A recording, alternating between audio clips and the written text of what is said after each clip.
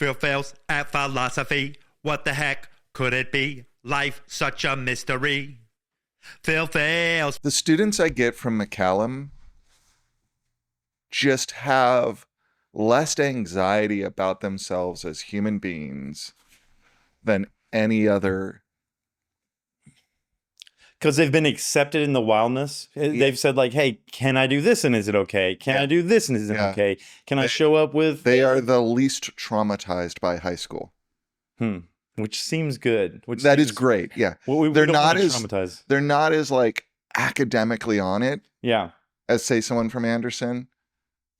But they're fine. But if they're into the academic stuff, they've got the tools to be on it. Yeah. And if they're not, they've got the tools to accept themselves regardless and have enough to function. Yeah. I would actually benchmark for the McCallum. I want people to be comfortable in their own skin. Absolutely. Happy with who they are. I think for what you want in high school, and I think in terms of success if you go to college, having yourself well put together, because that's such a potentially traumatic space. College. Yeah.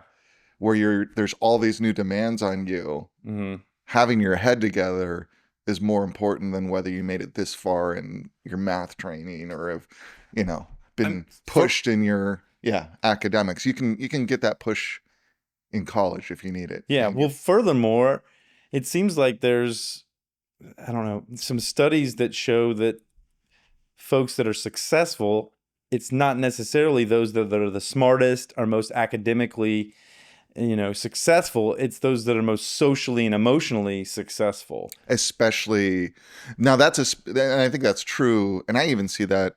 I definitely see that as an educator who has like 20s people in their 20s, like in terms of their academic success, not their intelligence, right?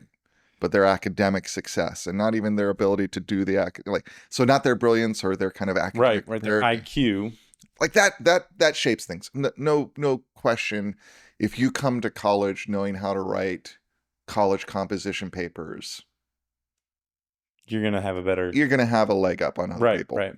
But in terms of just surviving that period of years with all the demands of becoming an adult, all the shifts, balancing work and I just think you can navigate college from a social perspective and have a better time. You navigate better. And then the key to your success more than anything else is your crew. Yeah, your crew. Right. And getting a group together to study together. Right. Sharing notes. Exactly. Like being invited to parties. Yeah. And so that is, but I mean, what's so hard, I think, for a lot of people to recognize is that the most important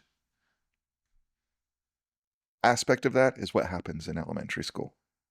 The kind of baseline of your social emotional framework is so built in those first 10 years of life. Yeah. That where your attachment style comes up. And you can do stuff to shift that later, but that's such a big predictor. And I think with our kids, Brentwood did a good job with that. They had a lot of SEL stuff. Yeah, and I think that's so that's a gift we got from our public school system as parents putting our kids through. So, and I kind of feel like wherever they go from there, they're in a good shape. They got a good foundation. You got the glasses? Yeah, your readers. Yeah.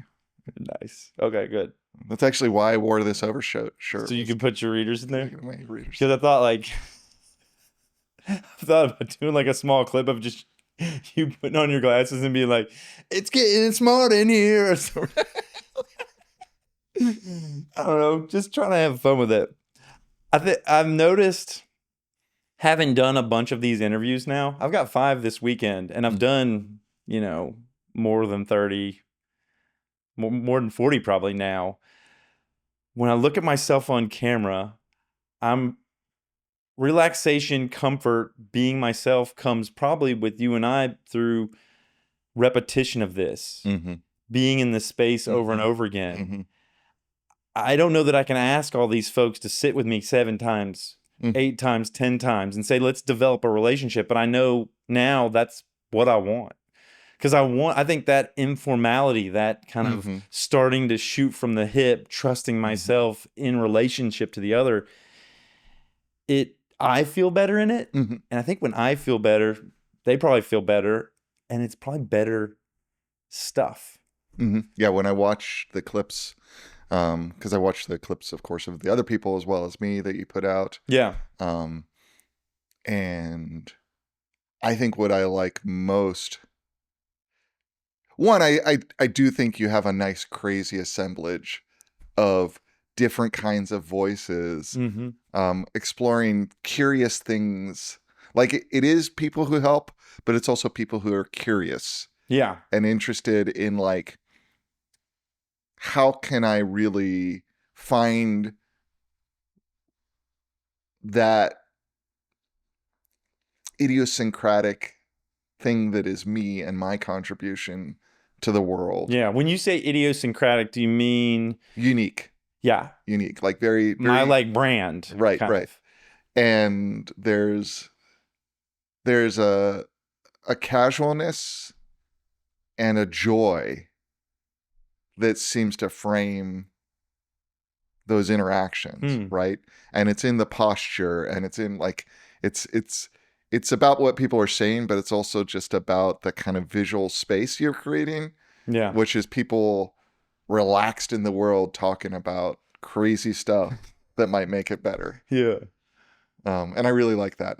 I think that's I hope you get a little wilder, but also people that want to help people. Yeah. Also, I've been entertaining the possibility of getting a more diverse set of viewpoints. Yeah. Which means entertaining maybe people that are more conservative. Yeah. Yeah. And I'm not exactly sure how to have like conservative helpers. I was talking to James Ochoa. He's the Pathfinder, the ADHD Pathfinder. He was here yesterday. And I was saying, how do you find a conservative helper? Because I don't know that I would want to platform someone that was necessarily saying like, hey, we'll take your gay kid and de-gayify him through Christianity. I want to find some way. Yeah. And I think there's so many more interesting ways of being outside of that kind of conservative framework, beyond the kind of identity tribalism. We're going to target other people, right? That becomes kind of the mainstay, both of the kind of new right conservative social media and the far left too, and the far left then positioning conservatism as that, right? But like, they're also demonizing the right in some way. They're like, to some extent, yeah. I mean, like there's a war going on, yeah. Right? The difference is that like a lot of the new right is taking positions that are harmful to others, right? Yeah. Right? You know? And in a way that for the vast majority of the left, they're not, right? But I think there's this whole space of conservatism that's just about like, think about like interviewing a Mormon parent about the importance of family. Yeah. Right? Yeah. That's a voice we don't have. Yeah. Right? Whatever your beliefs are around all this, let's just say like, let's put that aside. Let's talk about what we probably agree on. How do we bring people towards the shared experience? And again, that sense of casualness and joy, like where's the joy in your perspective? Yeah. Because I think at the end of the day, in terms of the conservative social media space, which is extremely well funded. I mean, that's what people fail to. Oh yeah, the rich people. This vice president I read, he's basically there because of this Chris Thiel, this billionaire's just like, hey, this is who I want to run with you, right? And so now he's running with them. And I've got very little. I've done no research on this. I've just watched a couple things. No, but no, it is true that there is a better capture of that space for a very particular political agenda, and that political agenda is to disrupt the power base of the left, right? Yeah. It's not to create something positive. And probably because the left wants to share wealth a little bit differently, or in a more, I don't want to say fair, but in a more like... Yeah, and I also think there's just a level at which like you've got a lot of people who decided the way to fix the world is to hate people. And I just don't think that's No, that's not right. good. And I think on the left, there is a temptation to go there. And so there are a minority of voices that are very like, if we're going to win, we need to be as evil as them. I think what the left is, this isn't a political show. We're not even doing the Right. show yet, but I might harvest stuff from this. Are you recording? Yeah, of course. The left seems like to me has figured out that fear really works on the right. Fear really works at motivating their base, at congealing or whatever their base, getting them out, getting them talking. Right. And so the left has taken this position from my perspective of, if you don't come out, we're going to lose all this stuff and the world's going to fall and we're going to lose democracy and all this stuff. Yep. They've taken this fear platform too. And so now we have tremendous fear mongering on both the left and the right. Right. In a way that I think takes us down a downward spiral of anxiety ridden. The world's going to end all the time because they need votes. Right. And I think, yeah, exactly. And I think that's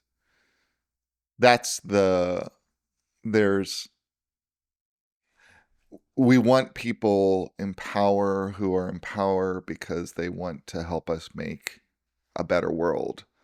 We don't want people in power who are in power because they were manipulating us to get votes.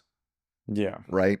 And I think at the end of the day, we've got to step back as voters, as citizens, and just say, what's going to help make a better world right now? And sometimes that's competing people who are just interested in our votes, but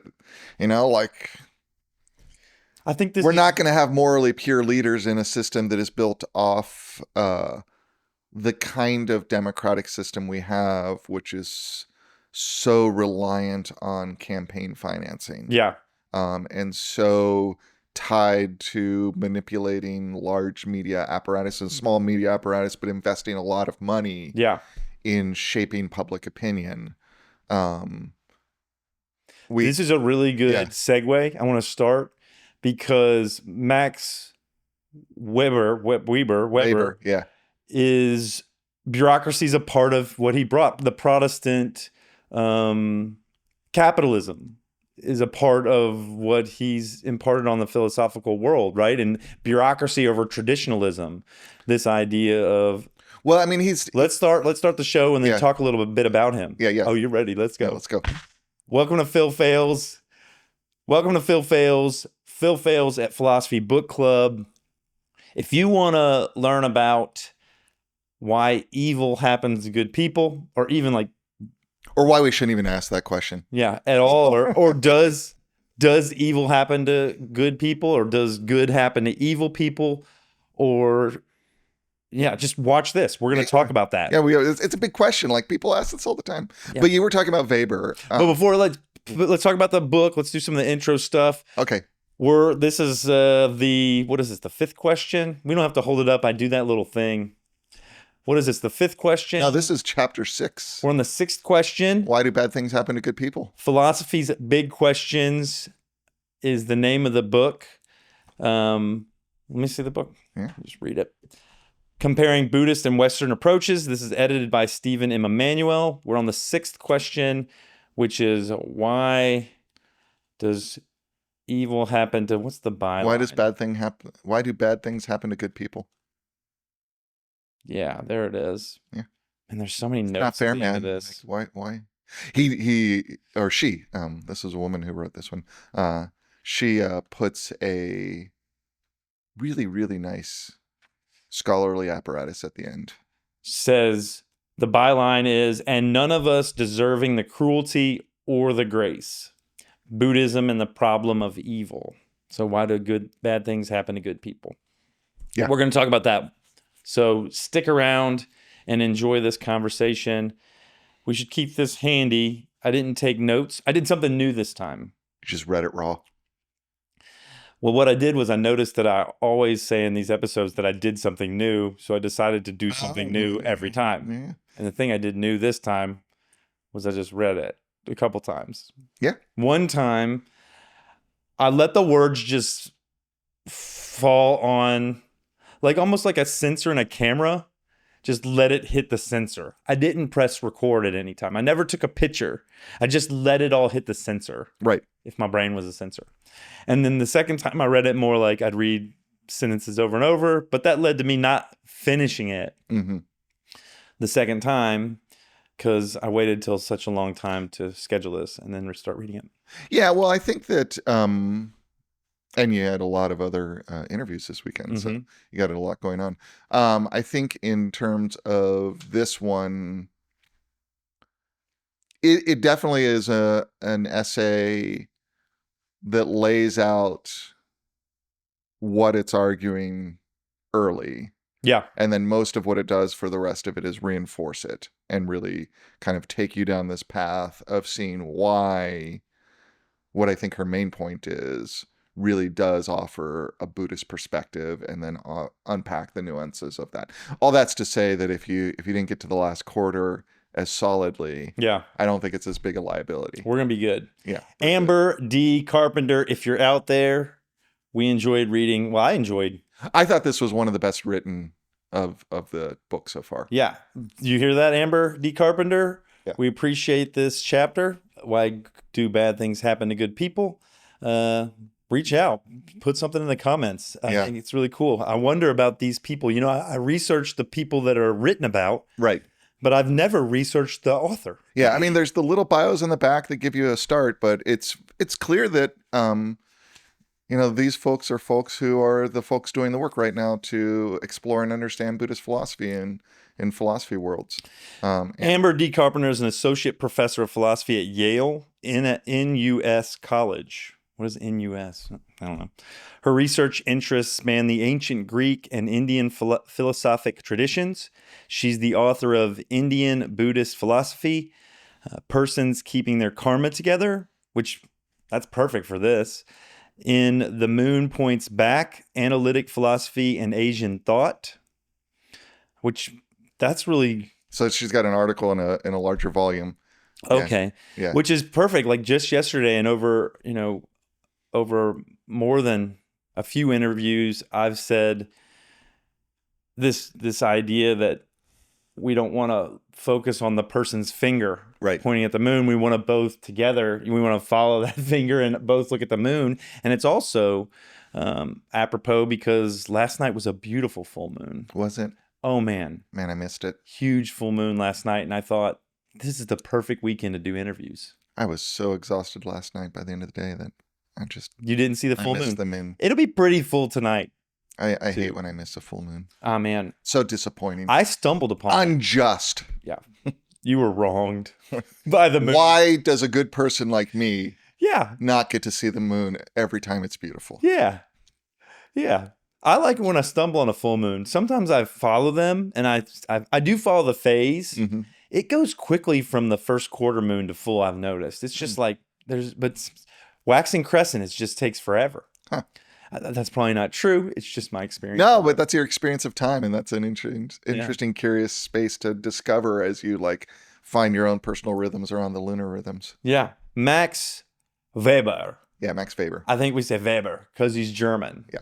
It's not Weber. And the reason we're talking about Max Weber is because she opens with this comment Weber makes, because Weber is one of the major early voices in sociology of religion, right? He's a sociologist. He's an economist. Yeah, sociology. Yeah. And sociologist. And he studies the problem of evil as a social fact. And I think part of what we might want to talk about is there's the problem of evil as a social fact and the problem of evil as kind of a theological, philosophical problem. Right? Yeah. And for Weber, they're tied together because Weber does investigate really how we engage with social systems through our rationality. That's part of what he's trying to understand. Okay. Is how does rationality develop as a social fact? That's where we get to the notion of bureaucratization, right? Because bureaucratization is part of how we embody rationalization in our social interactions. Yeah. Right? We create these systems which are reasonable to manage our interactions, and then we increasingly codify them. And so reason is a codifying and ordering of our social world for Weber. I watched videos on Weber, and what I noticed, it seemed like the videos all highlighted this one contribution, right, which he's was most famous for, which is your success or failure, which is great for this show. Phil Phails, talking about Right. failure and success. Your success and failure is based on whether or not you worked hard. right. And if you worked hard, they almost tied that to religion because they used like this Protestant, like, was it Protestant? Yeah. So his most famous argument is laid out in The Protestant Ethic and the Spirit of Capitalism. Right. Keep in mind, he's not arguing for this idea. He's arguing that this idea is what allows capitalism to develop out of mercantilism. So there's a basic problem to make the move from a mercantile economic system to a capitalist economic system, right? You have to have an ideology, and this is a system in which what I value is wealth to a system of what I value as capital. Because he talks about traditionalism, like traditional was the beginning. Like think of you make a bunch of bespoke handmade bowls versus industrialization, where you have a machine that makes a bunch of bowls that are exactly the same. Is that mercantilism? Is kind of not exactly traditionalism? Right. So you'll need the groundwork of capitalism, because he's really studying a phase of transition that's earlier than that. He's looking at the Dutch traders and the way they develop the joint stock company. So how do we get to a point where you, as someone who has wealth, you give up participating in that wealth to generate capital, to have more capital. So we've got to have a theory of value in which, all right, let me just think in terms of like a traditional like stereotype of a Renaissance trader, right? Mm-hmm. Like a Renaissance trader is someone who has some ships and has a lot of beautiful art and has a lot of beautiful wealth. And I, as a merchant, why do I do that? I do that to get wealth, to have a really nice house, to have really beautiful art, to have great food. That's wealth. Wealth is the goods we get, right? Capital, right? And capital is just pure finance, money. Yeah, it's right? money. I focus on capital, but I'm not focused on capital to generate capital. I'm focusing on capital to generate wealth. To shift into capitalism, you have to shift my focus away from away from wealth to capital, where now I'm not seeking a nice car, a nice house, all those things. I'm seeking a fat bank account, right? This is why I saw this example of, he did 2 lemonade stands, and each lemonade jar costs $1. Right. And you sell all 3. And so what do? You sell each one for $2, and so you have $6. Do you buy 6 lemonade jars and sell those, or do you buy 3 more and then buy candy with the other $3? So what I take back from what you're saying is using all 6 of those dollars as capital to reinvest, right? To then generate more, is this idea of you're not enriching your life on the first sale. You're not buying the candy. Right. You're reinvesting, because that money is not wealth, it's capital. Right. Exactly. And so, capitalism to work requires a kind of like, it's somewhat nonsense, right? Because it somewhat requires us to give up the benefits of capital to focus on generating capital. That's why someone like Warren Buffett is like the capitalist hero, because he just has lots of cash, but he lives in a small apartment. He's like modest. And, right, exactly. I don't think it's an apartment, but yeah. Right, it's just like, but the way that like the myth around him is constructed is right. that He drives like a regular car, and exactly. He doesn't take a bunch of vacations. But he's got such a fat bank account, so he is success, right? That's kind of stupid, right? If you think about it, like if you're going to generate a lot of capital, We're starting beef with a very wealthy man now, Grant. Hey, look, I just want to make sure you're out there. Grant said that about you. Well, and I'm not saying that Warren Buffett. he's stupid. I would take your support on the show and do whatever you want me to do to Grant Potts. I'm saying the ideology, the like framework is kind of nonsense, right? Because it's it's about you generate to live a better life, exactly. To have like and not an extremely like not. We see in the world a bunch of people who have just I think way crazy wealth. Right. Like there's some level of wealth that I think is reasonable. And then there's another level that's like, man, that's right. No, right. I don't think that that's what we should be doing. Yeah. But definitely championing this, like, don't use any of your money to enrich your life doesn't seem healthy. Right. It doesn't seem like the way we should be going. And so what Weber diagnoses, and this is somewhat contested, like his theory is, I think at this point over 100 years old. Yeah. There's definitely been arguments against it being, usually the arguments are not that this doesn't happen, but that it's not the major chord that he thinks it is, that there's a lot of other factors that give rise to contemporary capitalism.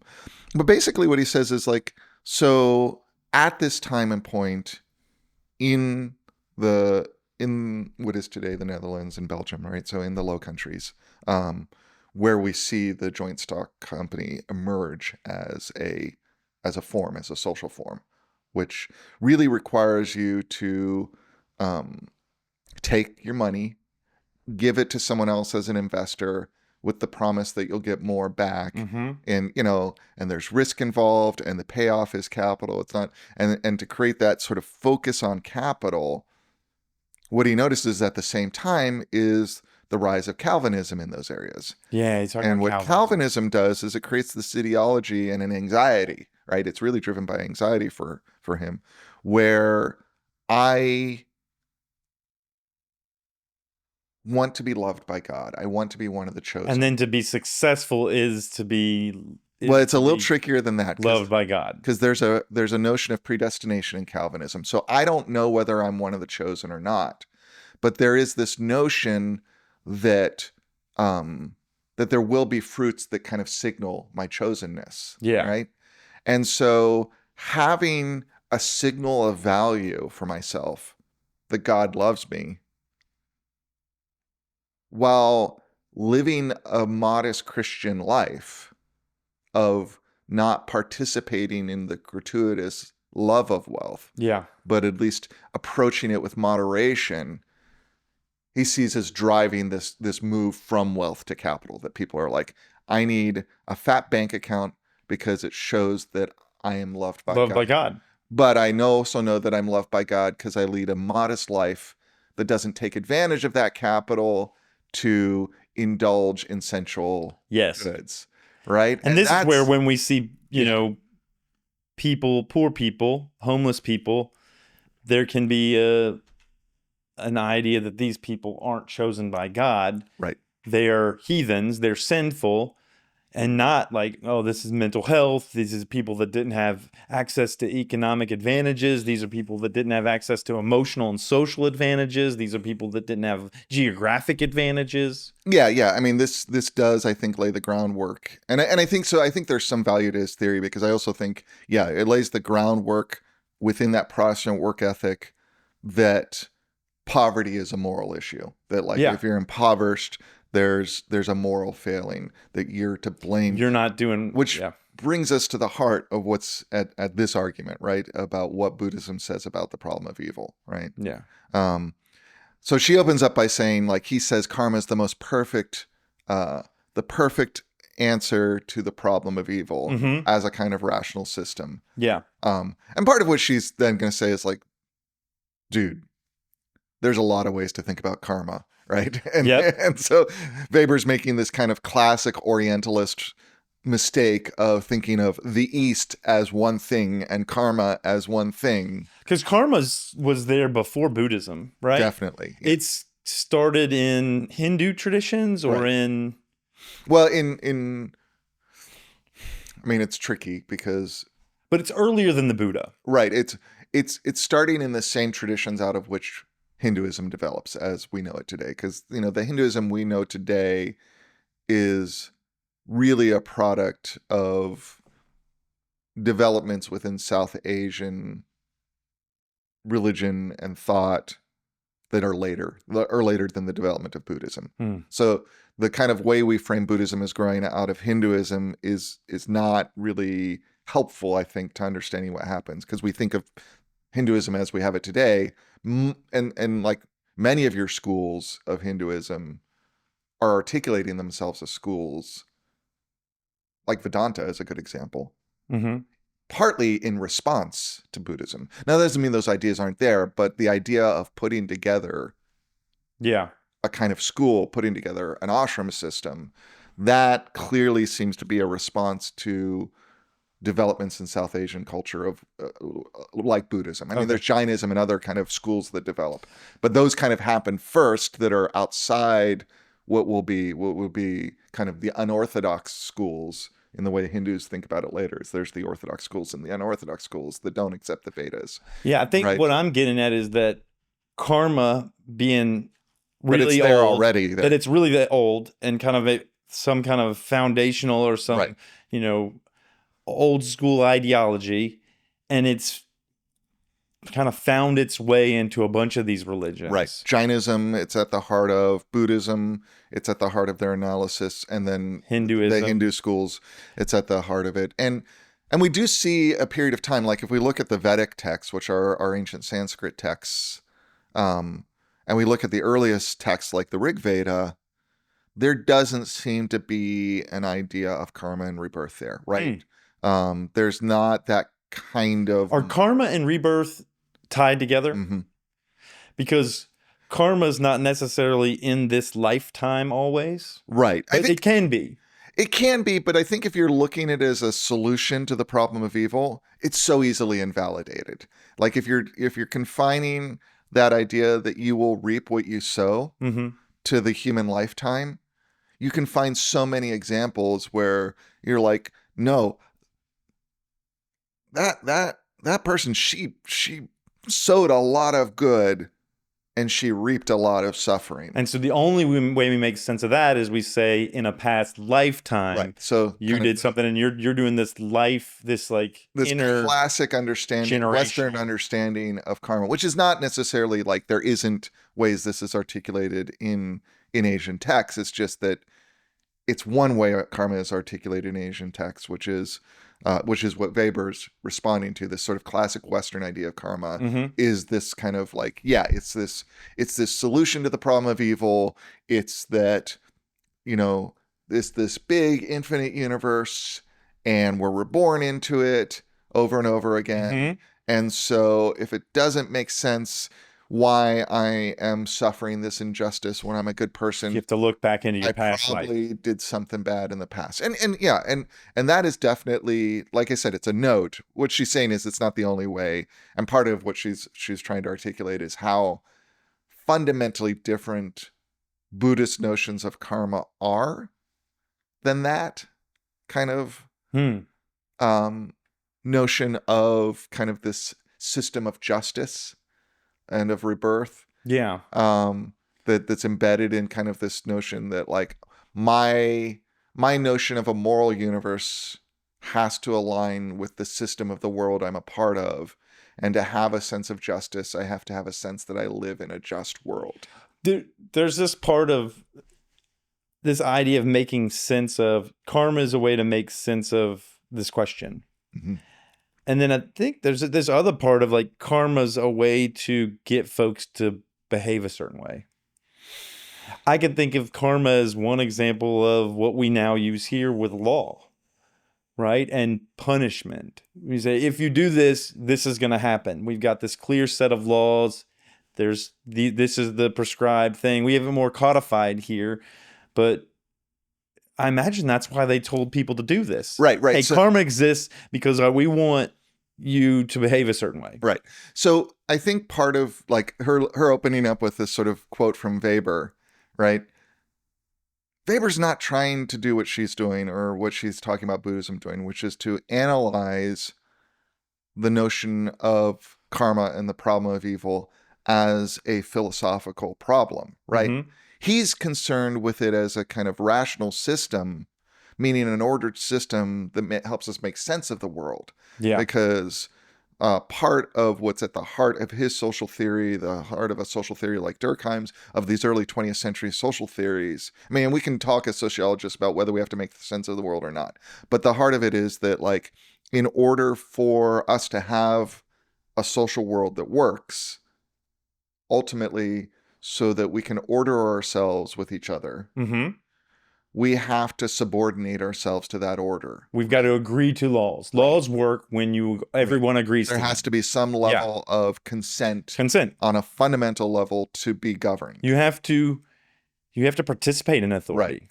And the notion is, in order for populations to consent to be governed, it has to make sense to them. Has to make sense. Right? They have to have a sense that it's a just system. Yeah. And that karma and rebirth, he says, again, rightly or wrongly, provides the type of system that allows for that governance to happen, right? That allows, whether we see it as governance from outside or self-governance as a community, however we can understand governance, we have to consent to be governed for that common order. And this is the ideology that makes sense to the masses. Right. And so he's looking at it that way. So it's a useful way to open up. And I think she's right. Like, you know, there's a level at which that notion of karma that he gives in his work has become the Western notion of karma. What is the Western notion of karma? Can you articulate it? That karma and rebirth is about this large system of accounting for moral responsibility that resolves the idea that I am suffering unjustly by saying this is an accountability for some past wrong in a past life. And it seems to let your current life's situations off the hook. Because you look out there, here's what I mean by that. I look out into the world and I see a lot of examples of folks succeeding while doing evil. Mm-hmm. And folks having evil while succeeding, like while doing good, right? So instead of saying, hey, we all need to be social justice warriors. I know that that's maybe a triggering term for a lot of people, but instead of saying, hey, let's fix this lifetime, let's fix this shouldn't be happening. We need to stand up. We need to do things to change this environment. We say, oh, you know, that person did good 3 lifetimes ago and now he's reaping the benefits of that. So let's just let this all go. Or I did bad 3 lifetimes ago. Let's let this all go. I don't like that. Yeah, well, and I think that that's actually what she says Buddhism rejects, right? Is that fatalism, right? That notion that whatever we're confronting with is just a product of some moral system that just happens to us. That, like, yeah, like, it's not a problem. Like, the heart of our argument is it's not a problem for Buddhism because Buddhism is focused on a different kind of moral good. I'm drawn to the part in the chapter where she tells that story of the king and his friend who's also a part of the bureaucracy, and he's a good person. And so people don't like him because he's a good person. He's a right person. He's a just person. And that people can't control him, so they don't like him. Right. So then they whisper in the ear of the king, and the king decided to kill him and all his 22 kids. Right. All his sons. And then the speaker, like the messenger, the person who gives news, goes and tells the wife who's sitting at a Sangha thing. She's Right. doing a Dharma talk or something. Right. And they whisper or gives a note that says, like, Hey, yo, all your husband and all your kids and grandkids and everybody have been beheaded. And she, like, quietly puts this note in her pocket. Right. And the next thing it talks about is only that which can be broken is breakable. something like that. Right. I don't remember the exact quote. And that's what? Like, I Yeah. get that other thought. It seems the most important thing they're getting to through that thing is don't invest in anger. Don't invest in revenge and all of that, because that's what's going to bring you the worst outcomes.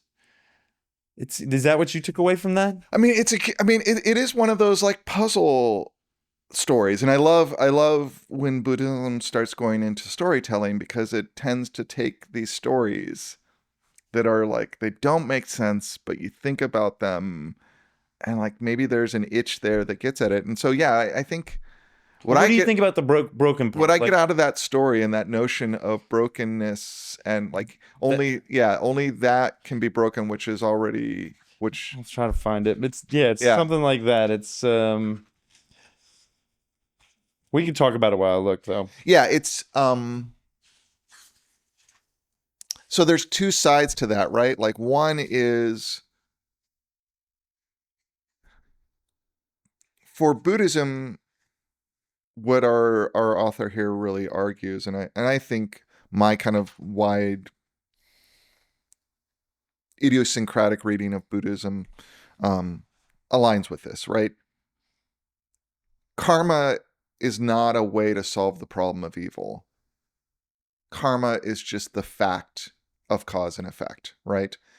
There's just the fact that like when you do something, there are chains of causes and effect that come off of that produce consequences. You're caught in a web of consequences, and you are subject to those consequences, and those consequences come from you. Now, that is understood in Buddhism in this sort of classic framework of karma and rebirth, because that's the world it was born into. Right. That's kind of part of it. And so she mentions that there's contemporary Buddhist thinkers who try to rethink karma out of a classic karma and rebirth and understand it in a more contemporary metaphysics of causation, right? And the argument is that nothing is lost in terms of what's at the heart of the Dharma, right? That this is how people understood how the world works. It's a little early and not fully worked out, and we don't need to have this sort of metaphysical commitment to karma and rebirth, that there's something that like travels from life to life to embrace the teachings that are at the heart of Buddhism. That's kind of the argument there. And at the heart, it is this like karma is just a fact of life, right? Karma is a fact of life. Cause and effect is a fact of Right. life. If you're using those as synonymous. Right, exactly. Oh, the quote is, "No notice should ever be taken on the breaking of anything that is capable of being broken." Right. And so fundamentally, that is understood as the brokenness of the universe we live in, not some way to fix the problem of evil. Because there's no, and when she starts off, she says, like, look, the way we think about the problem of evil, is it a problem if you don't have a notion that there's a just moral order, that there is a God governing everything? This gets to later on. Well, I'll finish the story a little bit, and then I'll take us back, because the king comes and says, like, my bad. Mm-hmm. Right? You can send all the wives back to their families. It's all good. And she's like, okay, cool. I'm cool with this. And then the king goes to visit the Buddha to like figure out his moral binding of all of this. And then her brother, or like one of the guy who was killed's family member, says, nuh-uh, and takes over the government for another guy. And then he rushes back to the kingdom from this Buddhist conversation and dies of exhaustion on the way back. Mm-hmm. And then what happened next? Like the guy who died of exhaustion, his people killed the people that usurped. And then they went and celebrated by a river. And the river had this flood that killed them all and washed them out to sea. And I don't, at the end of it, the only thing I took away from it is like this phrase here where it says, he abused me, he struck me, he defended me, he robbed me. If any cherish this thought, their hatred never ceases. He abused me, he struck me, he defeated me, he robbed me. If any cherish not this thought, their hatred ceases. For not by hatred are hatred ever quenched here in this world, but by love rather are they quenched. This is an eternal law. Yeah.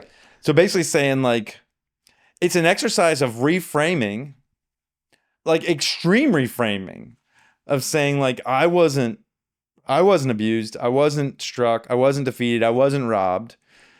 Not because those things didn't occur, but because that narrative, that frame is toxic to the human spirit. Exactly. Like, yeah, that's, I think, on a certain level, it's like, yeah, the world's unjust, get over it, and start working on enlightenment.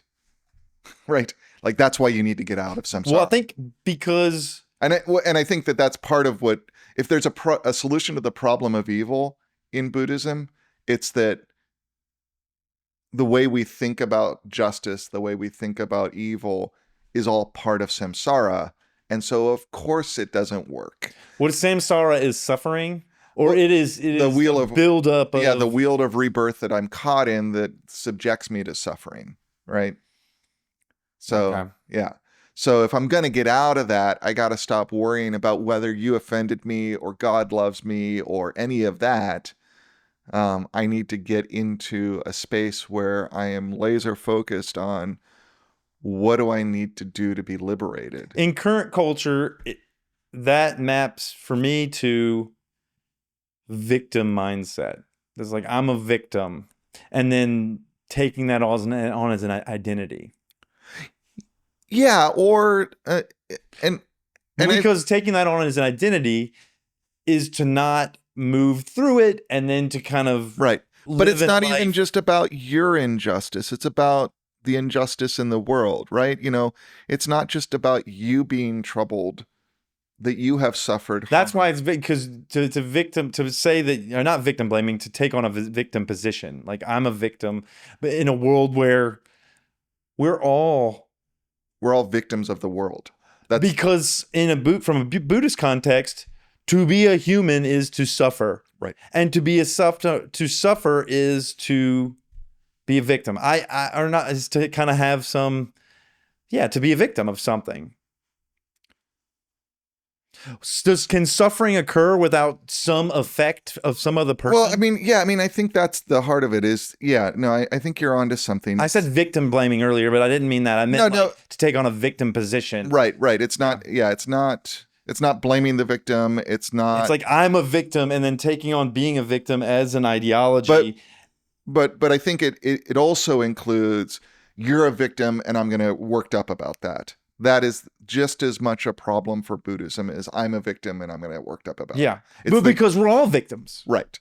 It's seeing that particularity of our victimhood as something unique that needs addressed instead of the more general condition of suffering. Yeah, we're all suffering. And how do we get on with it? Right. How do you not make your suffering more important than mine? I had this thought the other day. I have this belief that I had a hard childhood. I had it when I was having my walk with Peppermint this morning. And I thought, why do I feel shame or guilt whenever I try to express it? And I thought, well, it's because it's easy for me to point to other people who had it worse. Right. And I think that's that idea that, man, we've all got this suffering. So why am I holding up my own suffering as some badge of, this is why I've got it hard. This is why you should give me a break, because I had this tremendous suffering in my past. Yeah. And I think the problem is we think about justice in terms of moral accountability instead of doing good. We think of justice. Say more about that. So recently in my ethics class, we were doing an essay by Iris Marion Young, and it caused me to kind of go back and reread her work. She's a late 20th century social and political philosopher. Okay. And she wrote, I think it's called Justice and the Politics of Difference is her main text. But what her argument ultimately, and she's thinking about social justice, right? Mm-hmm. Is we live in a world where injustice happens, right? And let's just start there. And injustice happens in such a way that we look at our system and there are people who suffer from the system. And we look at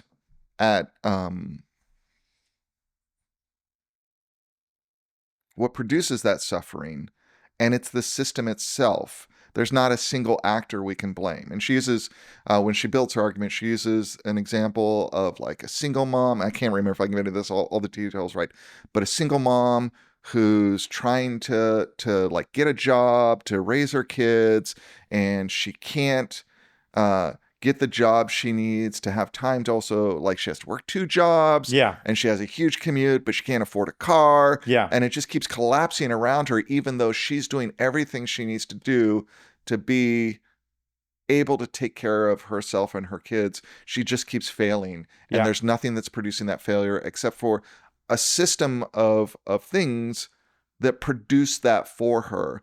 And yeah, at any point we can say, yeah, her boss is not paying her enough, but he's also in a system of having to account for, you know, his taxes and everything, that's what he can afford, right?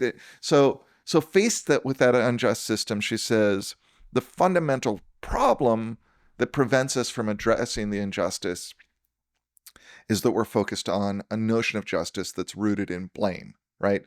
It's rooted in the notion that I owe you, I owe my society, I owe the world my moral good because I need to make up for a failing, right? Like I need to pay you more because I am wrong and I should be blamed for paying you less. My right? shame or my guilt. It's this shame guilt notion of justice, right? And ultimately her argument is to abandon that and instead embrace what she calls political responsibility, and then does an analysis of how you think about what is your responsibility to do good. It's much more rooted in how you benefit from what's going on, your power to affect the world, your own subjugation to it, right? And how involved you are. So, and it ends up being a much more rich way of thinking about justice, because instead of saying, oh, it's this huge unjust system I need to fix, confronting the complicated aspect of it, trying to find someone to blame, ultimately that I think leads to things like, oh, it's the libs who are making this terrible. It's it's this group, it's that group, it's the bankers. And it's not that we don't have to see where there are bad actors, but that most of the bad action is a product of the system. So let's focus on the system. Who are you? Right? Well, The question is there an idea that we all are supposed to have a certain thing? Yeah, her notion is that That we're all supposed to have wealth? I mean, has that ever existed in the world? Is that what, when we come up with justice, right? What does that even mean? That means usually that we all share, it's fairly, right, resources. The resources are distributed through some notion of fairness. And instead of thinking in terms of that, thinking, how can I create justice as a good in the world? What can I do from my position, my power, my resources? This is like how you're using your agency and your locus of control. Right. And really focusing on your moral agency as an agent in the political system from wherever you are. What is it you can do? I think that's, and I think that's not exactly what the Buddhists are talking about, because they're focused on enlightenment, but they are also focusing on, so you are a knot of experience that seems to have something like agency, even though there's no self that transcends that. I mean, we should get there next. Right. It's like, how can you have karma when there's no self? Right. You're a knot of experience that can either be, going back to that quote, be like, oh, look at all this injustice, look at this, and get angry about it and get upset about it, or you can operate from loving kindness, right? You can say, all right, what is the good I can produce right now for the people around me? Yeah. And for myself, right? And ultimately with that good being enlightenment. And that's kind of the split, you might see between kind of a classic Buddhist I'm working for my own enlightenment, to a Mahayana Buddhist, I'm working for the enlightenment of the Of all, yeah. but either system works for her to get you out of that, like, who's to blame? And is there some large power I can blame for this injustice? Is there some story I can tell myself to make me feel better about it? Or can I just sit with the reality that you're in a broken world with broken systems, and you're going to try to produce the most good you can, and in this case, the good being helping yourself and others get enlightened. Yeah. We live in a chaotic world, a broken world, where things don't always make sense. Right. And some of that's human and some of that's not. Some of it's... That's why the river is such a good, like, because initially it begins with human evil. Well, because those people poisoned the river in a past life or something. Right. But I mean, initially, like, sometimes we can be like, oh, well, there's bad people, we just need to fix the people. But then, you can do a whole lot of good, and a hurricane comes and wipes you out. Yeah. Yeah. Or earthquake. In movies, there's always this protagonist and antagonist, and sometimes which one's the good guy? Protagonist? The protagonist. Is good. The antagonist. Oh yeah, I think it's anti. Is tagonist mean guy? Protagonist, the good guy. Antagonist, anti-guy. No. It'd be a lot cooler if that's the notion that comes from, if I remember correctly, Aristotle's Rhetoric or Poetics, where he's looking at Greek tragedy. Agon means suffering. Okay. So he's a suffering guy who's suffering. The main character. Right. But part of that is like man versus nature. Right. And so it's like if you get man versus man under control, well, nature doesn't really care about man versus man struggles. Right. It's just going to come and do its will. But I mean, you could put man under the category of nature. We're all part of nature. That gets into this whole chaotic mess. Yeah. So why does evil happen to good people? Oh, the next thing I wanted to talk about is, how can we have karma if we don't have self? Right. And they talk about that for a little bit. And that one, so momentary particulars, we've got slices of things that occur. Cause and effect is a part of that, because the momentarily particulars impact each other in a way that we can't necessarily figure out, right? Because there's something in between cause and effect, but yet they don't really touch. If there's not a self and a memory, how does karma... So I die. We're going back to the thing I just released on, we talked about death. If I die, I'm this thing in this decaying body, and then I pop out of there and somehow go into another one. But I'm not self. I'm just whatever that is. I don't know what that is. I'm continuance. I'm continuance. Dude, this doesn't make any sense, man. There's nobody out there keeping score for every continuance. That just doesn't make any sense. I don't understand. Karma doesn't make any sense to me. There's not some theological scoreboard out there for all the billions of people that says like, oh, well, in lifetime 4, Phil stole a piece of candy from his brother, and now we're going to have to make up for that one of these lifetimes. When can we get it in? So we have these like bean counters in the great beyond that are trying to dictate why. This just is nonsense. And that, we as human beings will do anything to tell a story around what the heck's going on for us. And this is one of them. I'm just going to say wild things now. No, I mean, I think I can't disagree with you. I mean, well, I don't know I think I told you this story before on this podcast. Maybe I didn't. So in my early 20s, did I talk about one? Yeah, where you made up that we actually just released that. You made up your own idea of afterlife of karma in and order, rebirth, to and I kind of just couldn't, like, because it didn't make sense. because you couldn't believe it. Yeah, and Well, at the end you tried to for 2 years, Right. live it, and then you're like, no, I can't keep doing this. It's a farce. But it precisely what you're talking about is the not making sense to me that I just couldn't get past. Like, it just didn't make sense with Well, there's just people trying to trick us all.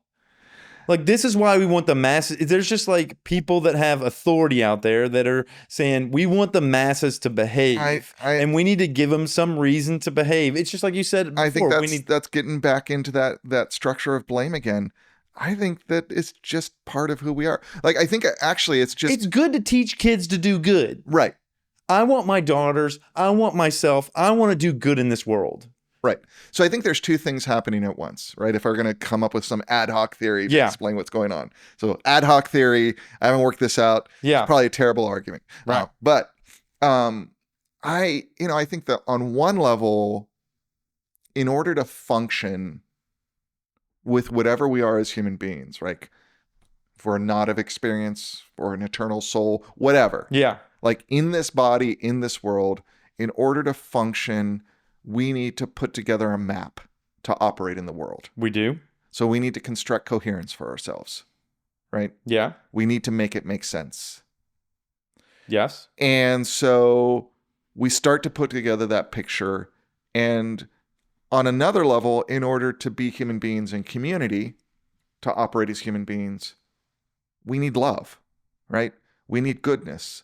We need to produce benefit for ourselves and others, right? So those two things are operating with us as human beings. Well, hold on. Let me slow you down there. We need love, which I don't really know what that means. We need communal social connection with others. And the desire to do good for ourselves and others, right? Altruism, something? Yeah, altruism is a good way. Yeah. Okay, what was the other thing we need? Yeah, I mean, I don't know what I said. You can back it up and look at it. Oh, that's okay. Yeah. But altruism, I think, is the heart of what I'm saying. We need to do good for ourselves and other people. Right. Probably for social ends, right? Right. It could be social ends. We could come up with another coherent story of evolution to make it make sense to us. But again, we need to make sense of that. And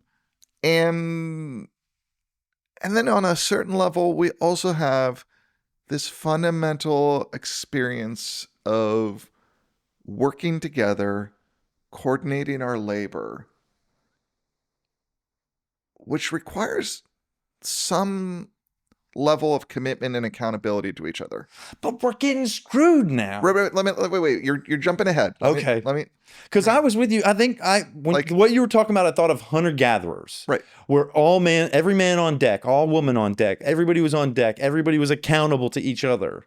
Right. Whether that's true or not, it's a good story, right? But that's the story we have to operate, is that I can give the community my love, and the community will give me back something in return. And in return, I'll be taken care of because we all love each other. Because you're taking care of the community takes care of you. Right. And when I mentioned love before, you're like, I don't know what that means. But when that's because we think of love as this empty emotional but I think love is trust, and trust is concrete, and trust isn't just probably acceptance. Love is probably acceptance, but it's also and inclusion. But it's also concrete. If I know I'm in a system of love, I know that you have obligations to me just as I have responsibility, accountability. Right. Yeah. So we have to have that. And then we mix all those three up, right? We start projecting that out into the universal order. We start, thinking about it. We have to, in order for this to make sense, we have to this must be the case. And maybe this is something that happens at a level of development of human beings when we reach out from our immediate communities, right? Because when we look at karma and rebirth and what it emerges in the Vedic materials, it aligns with urbanization. It aligns with the period of time in northern India when you see a transition from small where you knew everybody in the communities tribe to you don't know everybody. Larger complex societies. And when we get into larger complex society, and it's not that those small communities are great, It's that they're more in your face. Well, I just think Right. when you know everybody, Right. when you know who you're impacting, I wanted to say when you know you're screwing over, but I'm like, let's take all that passion out Right. of it. I'm going to dial it down a little bit. Right. When you know who is impacted by your actions, I think it impacts the way you behave. When the person that's Right. impacted is faceless, is nameless, it's easy to objectify them or just make them. And I don't want to like romanticize the small hunter-gatherer community or the village community, because when we look at those communities, they got their own problems. I'm sure they do. Right. But the difference is the problems are in your face. And so you can make sense of the problems because they're in It's a your smaller face. system. Right. It's about the people. It's about the immediate interactions. It's not about these general principles of operating that are kind of blown out into this larger universal Right. order. Yeah. So, I mean, Buddhism seems to make sense of that by then producing another universal order about nirvana, about release from that, about the Dharma. Freeing from samsara. Right. And I think that's the question for anyone encountering Buddhism. Does that work for you or not? It kind of works for me. It kind of doesn't. But that's why, if people ask me if I'm a Buddhist. You said you're not on the Buddhist train.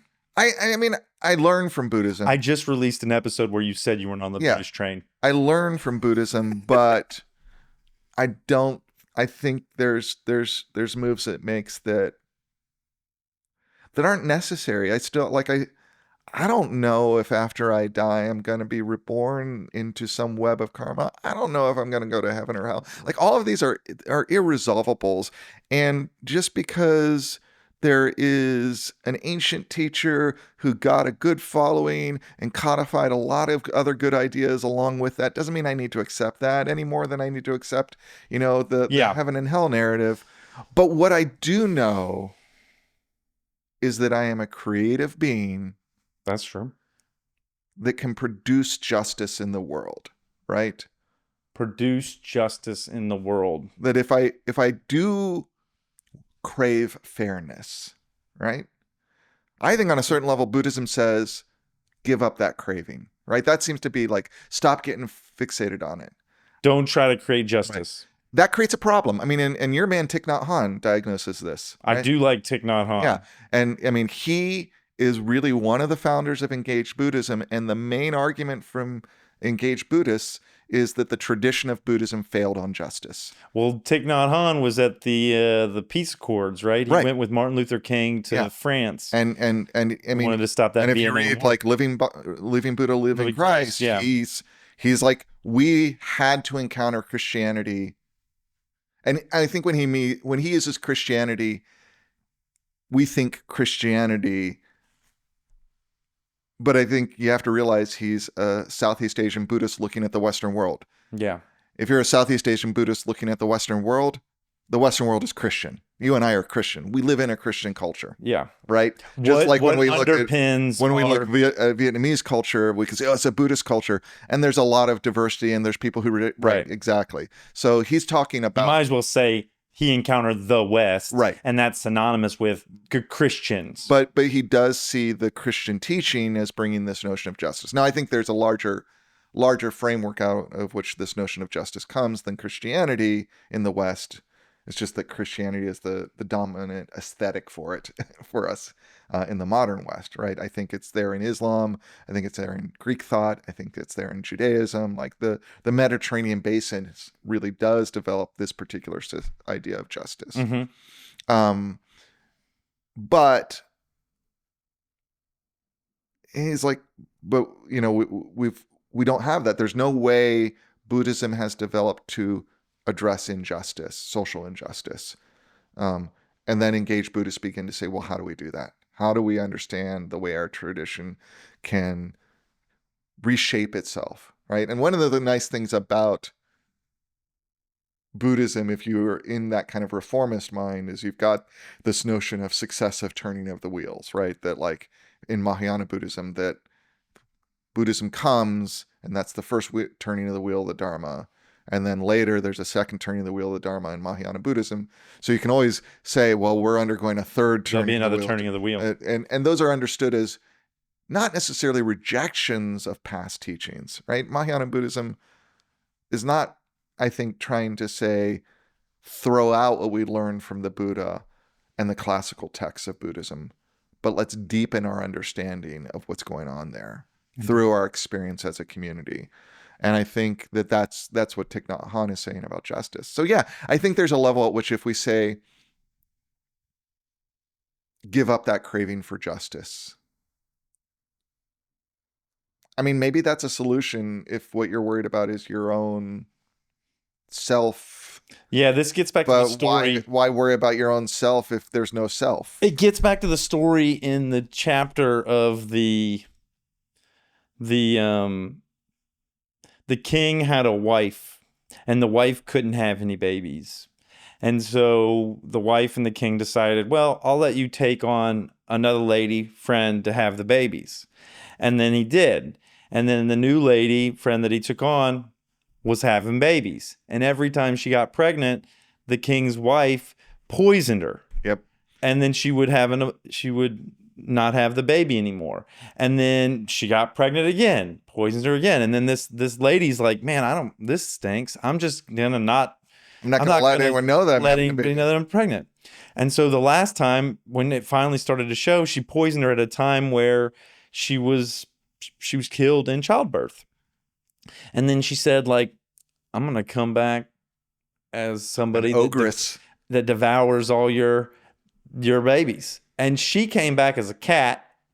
The king was angry about all his kids getting, killed. And so he abandoned his wife. We beat her up too and abandoned her. And then she dies and turns into a chicken, a hen, who has a bunch of chickens, and the cat eats all the baby chickens and then eats her. And then she comes back as a tigress, and the other one comes back as somebody who gets eaten by the tigress, and then one comes back as an ogress. So there's this, like, at the end of it, they end up at the Buddha. They, invariably these folks end up with the Buddha at some point in their because that's the Buddha's job, is to find people who are caught in the web of karma and rebirth, and so teach them how to get out. And so the Buddha says, what you need to do is give your newborn baby to the ogress and let her hold this baby. And the lady's like, oh, she's been eating my babies forever. I'm not going to do that. But she does it. And then the ogress is like, oh, I kind of like this baby. I'm not going to eat this baby, but I'm still hungry. And the Buddha's like, well, lady, you need to make sure you feed this ogress. So then she invites her in and feeds her. Yeah. And so I guess this frees them both. Yeah. And, and that I think is the teaching I resonate with, right? Is that there is something in those moments where we recognize our connection with each other, where the ogress recognizes the baby and the beauty of life, and the connection to this other human being. Right. And that transcends this web of accountability for a past wrong that has turned into anger, right? And then the lady realizes... Like when I was reading that, I was thinking about like Hatfields and McCoys, right? These kind of cycles of violence, and justice doesn't work anymore, right? The eye for the eye. Right. Leaves everybody blind. Right. And so the only way to get out of that seems to be some form of loving kindness. And someone's got to have one eye. Right. And the other person's got to be like, hey, I'm going to leave you with all your eyes. Yeah. But the problem with that is that, like, it gets rid of accountability. Like, is there a way to have love and justice live together? I thought about it as this, like, you have to let go. You have to do the unexpected. Mm-hmm. You got to say, hey, I'm going to trust. I'm going to trust. Right. You have to trust. And you have to trust when there's no good reason to trust. No good reason to trust, because they've shown all along that they're going to eat your baby. The Buddha's like, put your baby in that baby-eating monster's hands. Right. And basically the Buddha's saying, like, either they're going to eat the baby or not, but they're always going to eat the baby. So whether you take the risk or not, you might as well take the risk. Yeah. We need to take the risk. Well, and it's almost like that person who's you never trust. And so then you always behave in a way that's untrusting. So they're always untrustworthy because you've almost imparted upon them that they are bad. And so if you just through raw, I don't know, determination say this person's trustworthy, I'm going to trust them, then they might take on the form of someone who... But it's getting rid of the worthy. You don't trust because they're worthy. You trust because it's the only way out. That's what the Buddha's saying. You trust because it's the only way out. Right. You have to trust people. Right. And it's not because they're worthy of your trust. It's because your trust... They're not worthy of your trust. Right. Your trust is a power you have to transcend karma and rebirth. And the trust is almost this like, when Right. they feel the power of your trust, like Huey Lewis in the News, the power of love, the power of trust. And then when you get hit by it, you're like, wait a second, I just kind of want some porridge. Yeah. Yeah. And I think that's true. Like, I think I see that happen, like where people are fighting, like I have friends fighting and everybody's got good reasons to be mad at each other. And one of the people opens up and offers that olive branch and it works. And I see a lot of times where it doesn't, right? You know, it's not... Well, because you don't trust the other person's olive branch. You're like, Right. is that a Trojan horse olive branch? Right. And that's like, that's half the problem is like what the Buddha counsels here seems to be something that at best gives you the possibility of transcending that violence, that brokenness, but it doesn't guarantee it. It's kind of like a strategy. But it's like you are guaranteed, like basically he's saying you're guaranteed if you do nothing You've done it to be in suffering. You've been a lady, a wife, and a other lady having babies. You've been a hen and a cat. You've been a leopardess and a tigress or whatever those were. And then you've been an ogress and this other thing. You need to try something new. Exactly. You've done the exact same thing over and over again. And that leads me to that, is it the Einstein quote? Ignorance is to do the exact same thing over and over again and expect a different outcome. Right. So it's like, do something different. Right. It reminds me of some of these self-help areas that I've been in that say, like, you want to build new habits in your life? If you've always gotten off on the left side of the bed, start getting out of the bed on the right side. Interesting. Like, just change your life Just by begin to making disrupt different, that. disrupt. And I think that leads to something you've talked about in your life where you'd go to class every time and you say, like, I'm going to sit in a different seat every time so that I'm not like in this pattern of behavior. I'm constantly making new choices. I'm not Albert Einstein wearing the same clothes every day because you're like saying, I'm going to wear a clown suit today and the next day I'm going to wear a, yeah, no, it's been an interesting, like I similarly, like if I need to create a radical shift, I will often rearrange an important you room talked about that. Yeah. in my Reorganizing your room, changing things up because sleeping on a different side of the bed. yeah, because we're creatures of habit. Mhm. And if we want to have different outcomes, maybe it's as simple as the Now- cause and effect of making a new choice somewhere. Now I'm bad at habit. I will say that. Like when I was a smoker, like when I smoked cigarettes. Yeah. I remember I would have days where I'd be like sitting there feeling really crummy by mid-afternoon and being like, what the heck is wrong? I mean, oh, I forgot to smoke. And then I'd go outside and have a cigarette. You weren't good at being an addict? It's like, Oh, man. I've always been a great addict. I think yeah, I am someone who can like be on target and have a habit like for like 8 weeks, 10 weeks in a row, and then just forget drop about it. Yeah, And you're just a drop horrible it. addict. I think my ADHD has made me a great addict. I'm terrible at being an addict. I think that's good. I mean, don't get me wrong. It was really hard to break cigarettes. I mean, I would usually start having the withdrawal symptoms and get back on that within a day. I never made it more than a day. And then when I quit smoking, like, yeah, I went through all the same things everybody did. So we're going to throw the book out and talk for a little while. What do you think is the answer, what is our answer? All Buddhism, all Western stuff aside, we'll both answer this question. Why does evil happen to good people?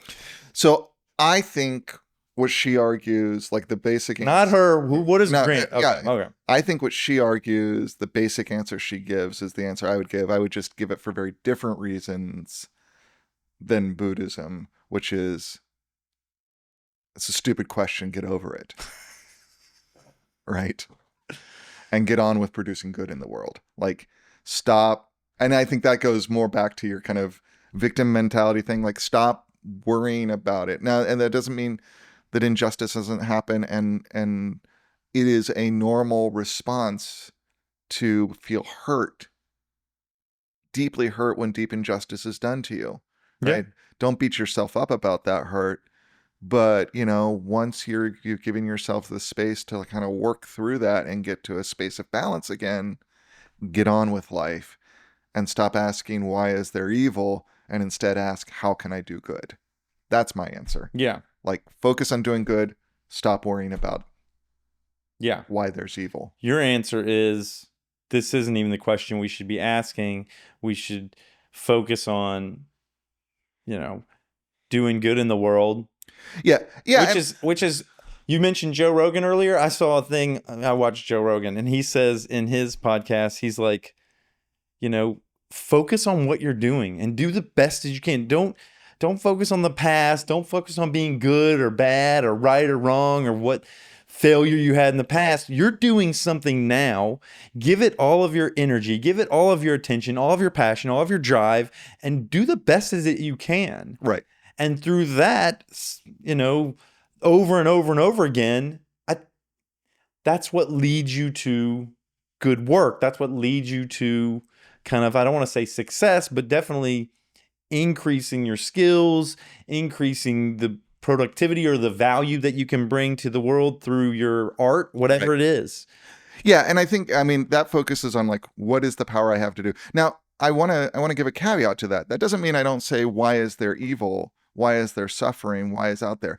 But that becomes more of a technical question, because if I can diagnose how this particular suffering, this particular evil happens, and I see how I have the power to change it, now I have a good way, I have a path to help produce more good in the world, right? Mm-hmm. So the danger of saying, get over it, just do good, is you can stop focusing on the larger pictures, like the systematic injustices, right? I'm not saying that. I'm saying don't think about those as these cosmic systems of injustice. Right. Think of them as particular problems in the world that follow patterns. And if we understand those patterns better, then that gives us a greater technical skill to produce good. Right? Yeah. Which I think aligns with what you're saying Joe Rogan was saying. But I think I give a stronger emphasis to like, don't just focus on yourself and kind of your immediate passion. You may find ways to do greater good that touches your passions, but is not that kind of Joseph Campbell follow your bliss thing, right?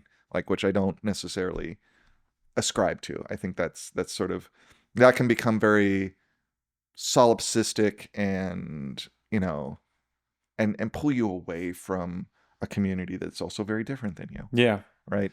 All this maps to be here now for me. I'm going to go.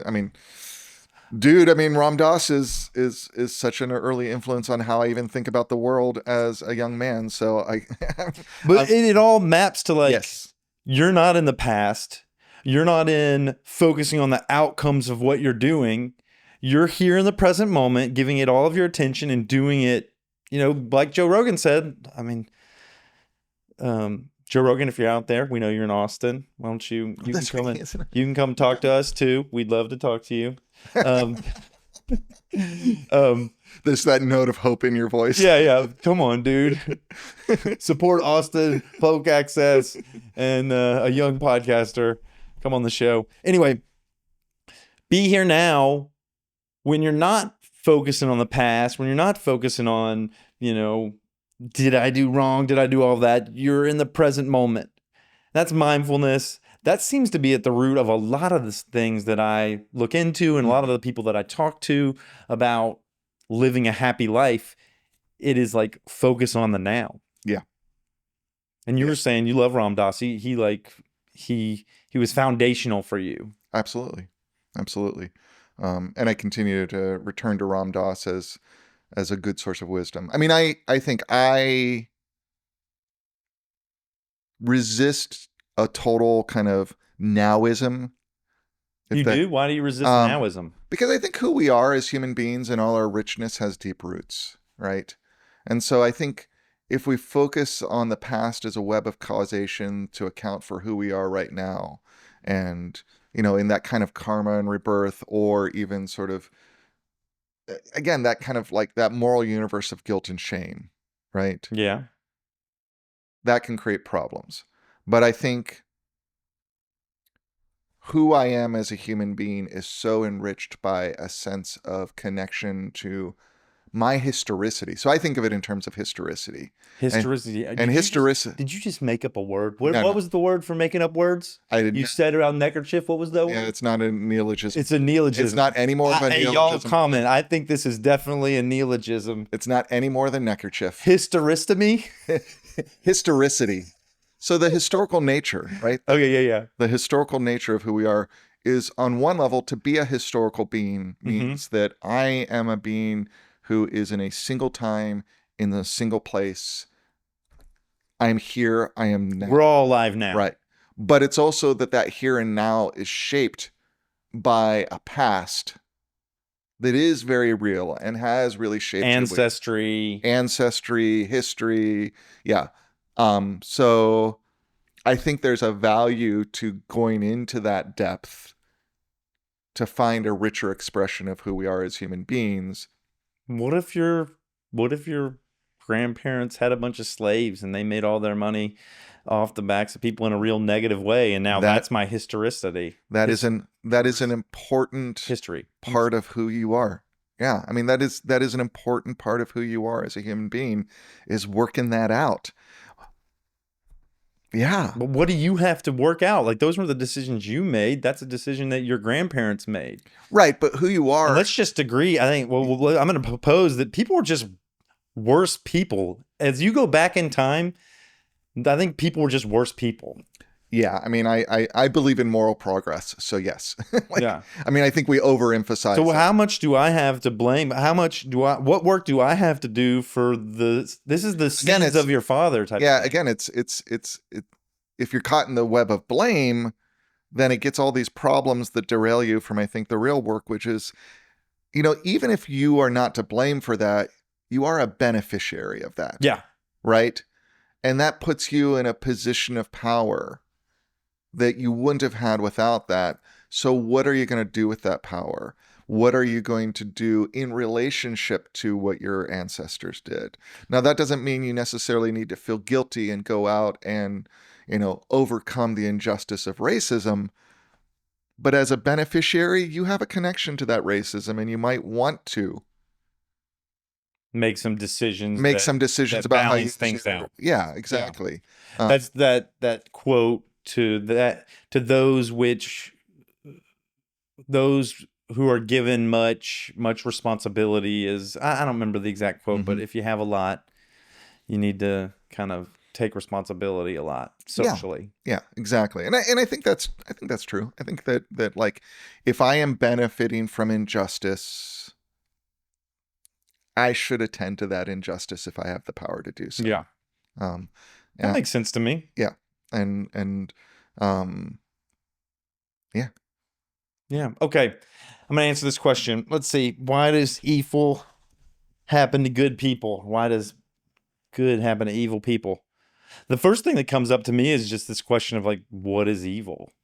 Like, how do we even, in a moment, define something as good or bad in a world where things change over time? Like, our perception of, that's Peppermint. Mm-hmm.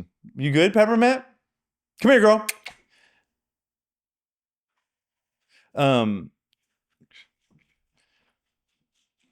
Over time, what occurred can change. Like, it's its meaning or its anyway, so there's that. And then when I put that aside, why does evil happen to good people?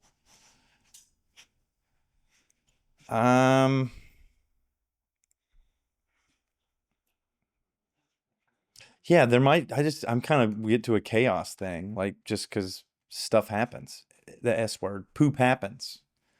Yeah, I Like, think it's if I just if I like had to answer the question, I would be with you. Yeah, poop absolutely. happens, and Like, that's just the way it is. And this seems to be the world we live in, is a world where bad things happen to good people. yeah, and what might today be perceived as them getting away with it 5-10 years down the road, they might not be getting away with it anymore. Right. Like, we've got these stories of, whether it's Bill Cosby or, I don't want to call out a bunch of people, but especially now, it seems like we're looking with more of a microscope at the behaviors of the people in power. And for some reason, from my perspective, we're focusing on entertainment, like the people in entertainment. Yeah.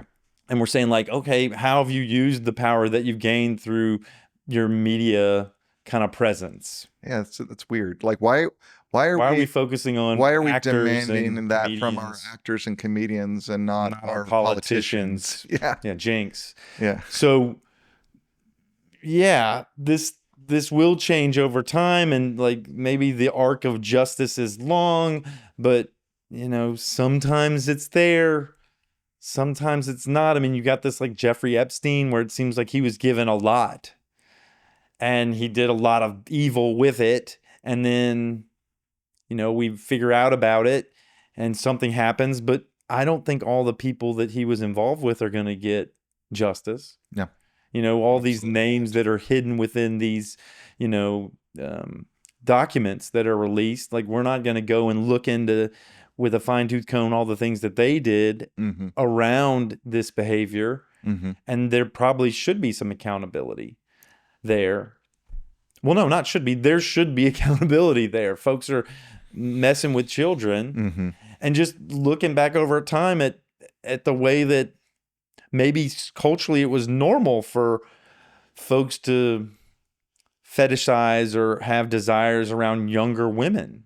Like, from our music, like rock and roll music was all about, she was only 17. Yeah. If you know what, that's the Beatles, man. Right. That's like the musical rocket, the rockets of our culture. And they were talking about small children. Yeah. So that changes over time. Right. And that doesn't mean that it was not bad then. It's that the culture was bad. The culture was bad. Right. And so. And they lived within a culture that was bad, and they just mirrored that culture. Right. And so. So evil happens because not only does poop happen, but like sometimes the culture's poop. Right.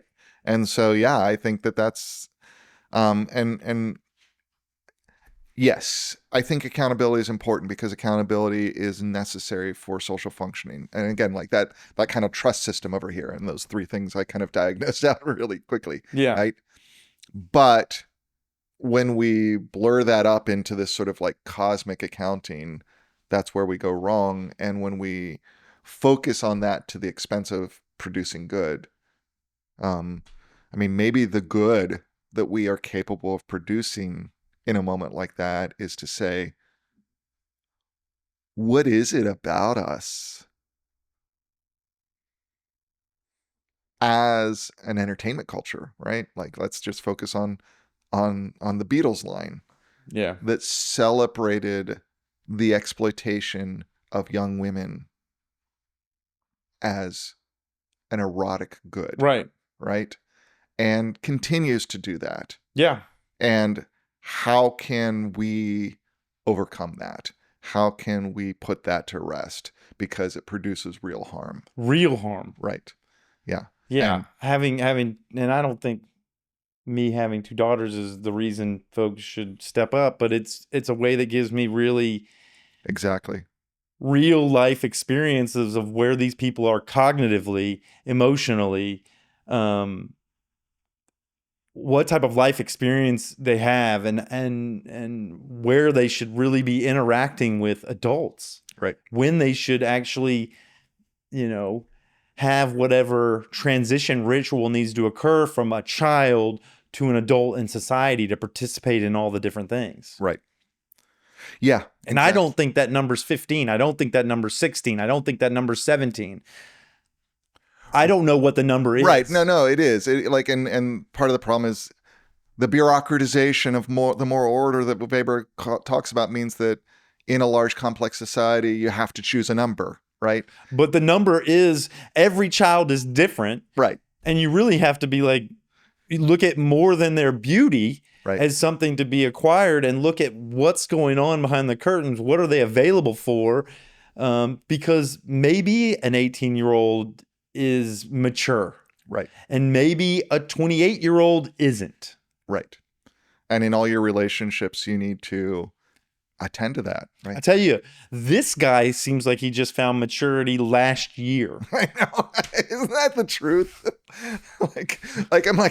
I'm 50 and I feel like I'm just beginning to get it. Yeah, no one should have dated me. And I'm sure when I'm 60, I'll be looking back at my 50-year-old self and being like, wow, yeah, you were so young then. You should not have been participating in the... And then I think once you get it, you begin to get it, then it all falls apart and you end up in dementia. And that's probably... And that's the great injustice, right?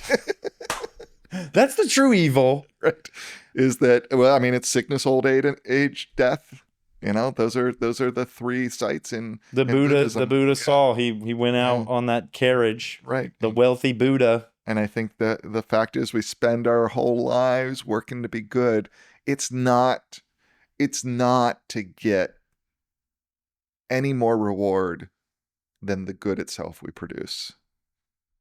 I want to be successful. Yeah. But I think then it's a question of, how are you defining success? Yeah.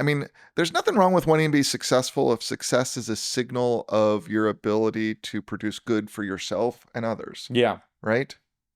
And I think yourself is an important part of that, because you can't produce good for others if you're not in a good place yourself. Right. Right? One word that's come up as we've talked about, especially you making up that word that had history in it. Historicity. That word. Look it up. It's a real word. Neologism.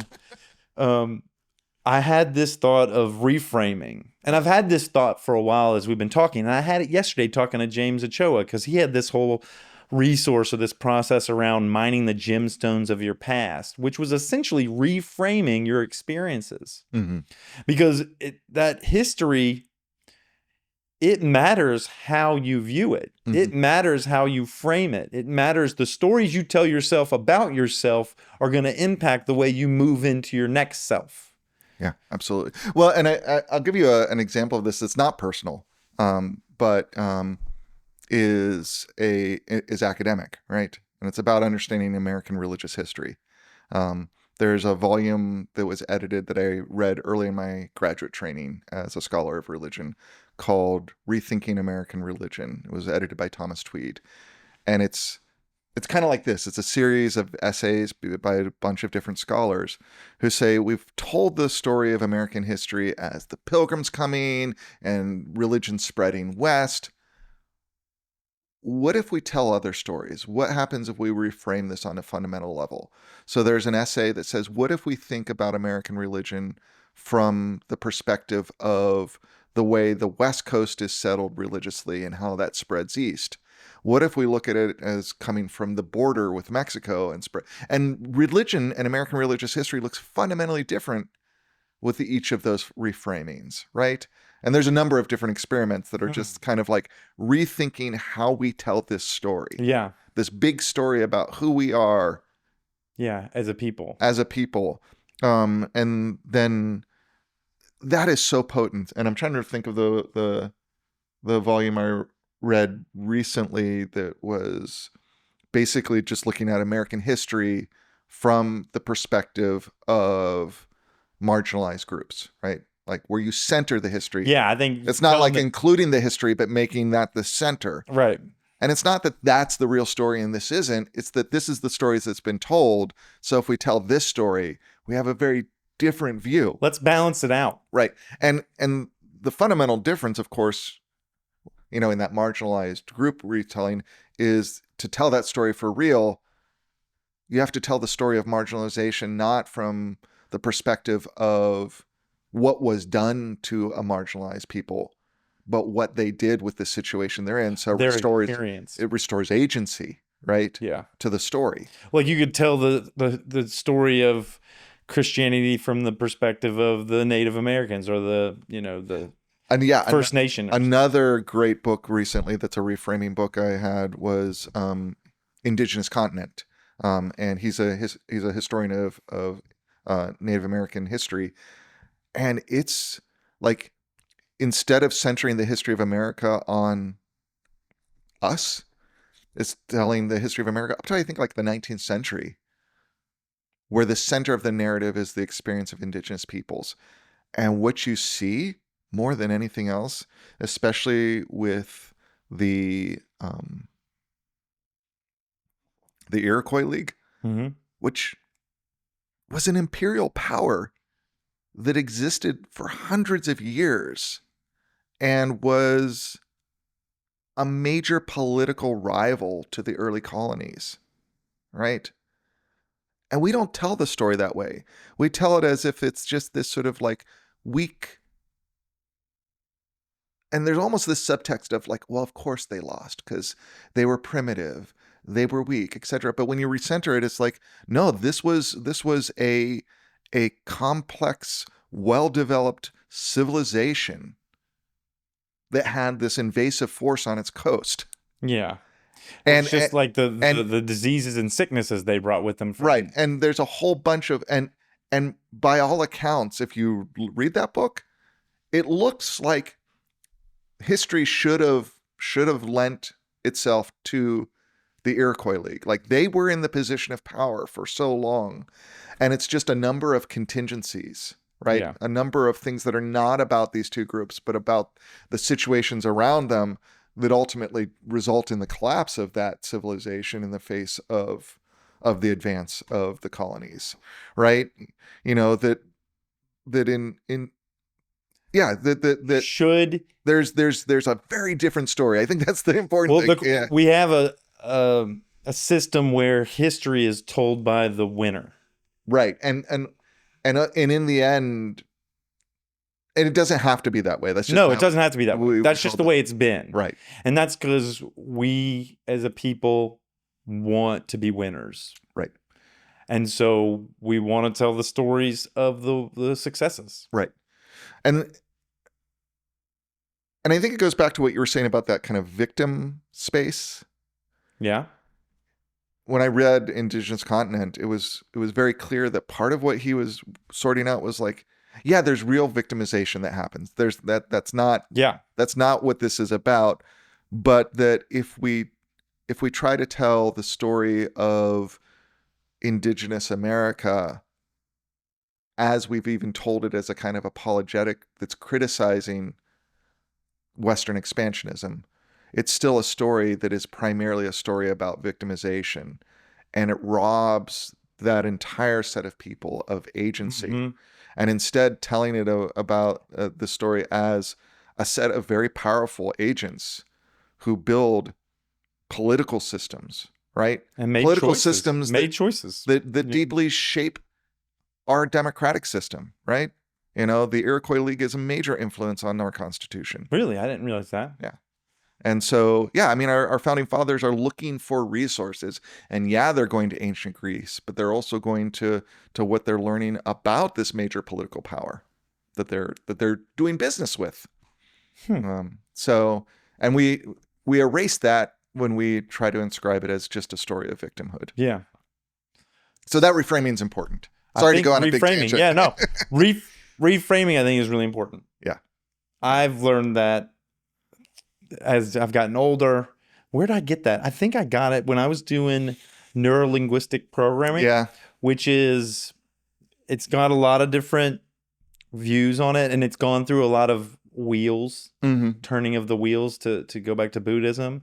And I entered into neurolinguistic programming during a turn of the wheel where it was really focused on psychology, psychotherapy. Mm-hmm. And so all the things I learned were about Virginia Satir and Milton H. Erickson and Fritz Perls, which are the three people that they modeled NLP on.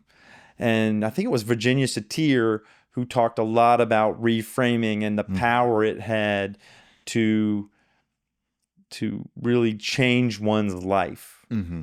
Because, well, you take that, there's this idea of you've got this past, you've got this history.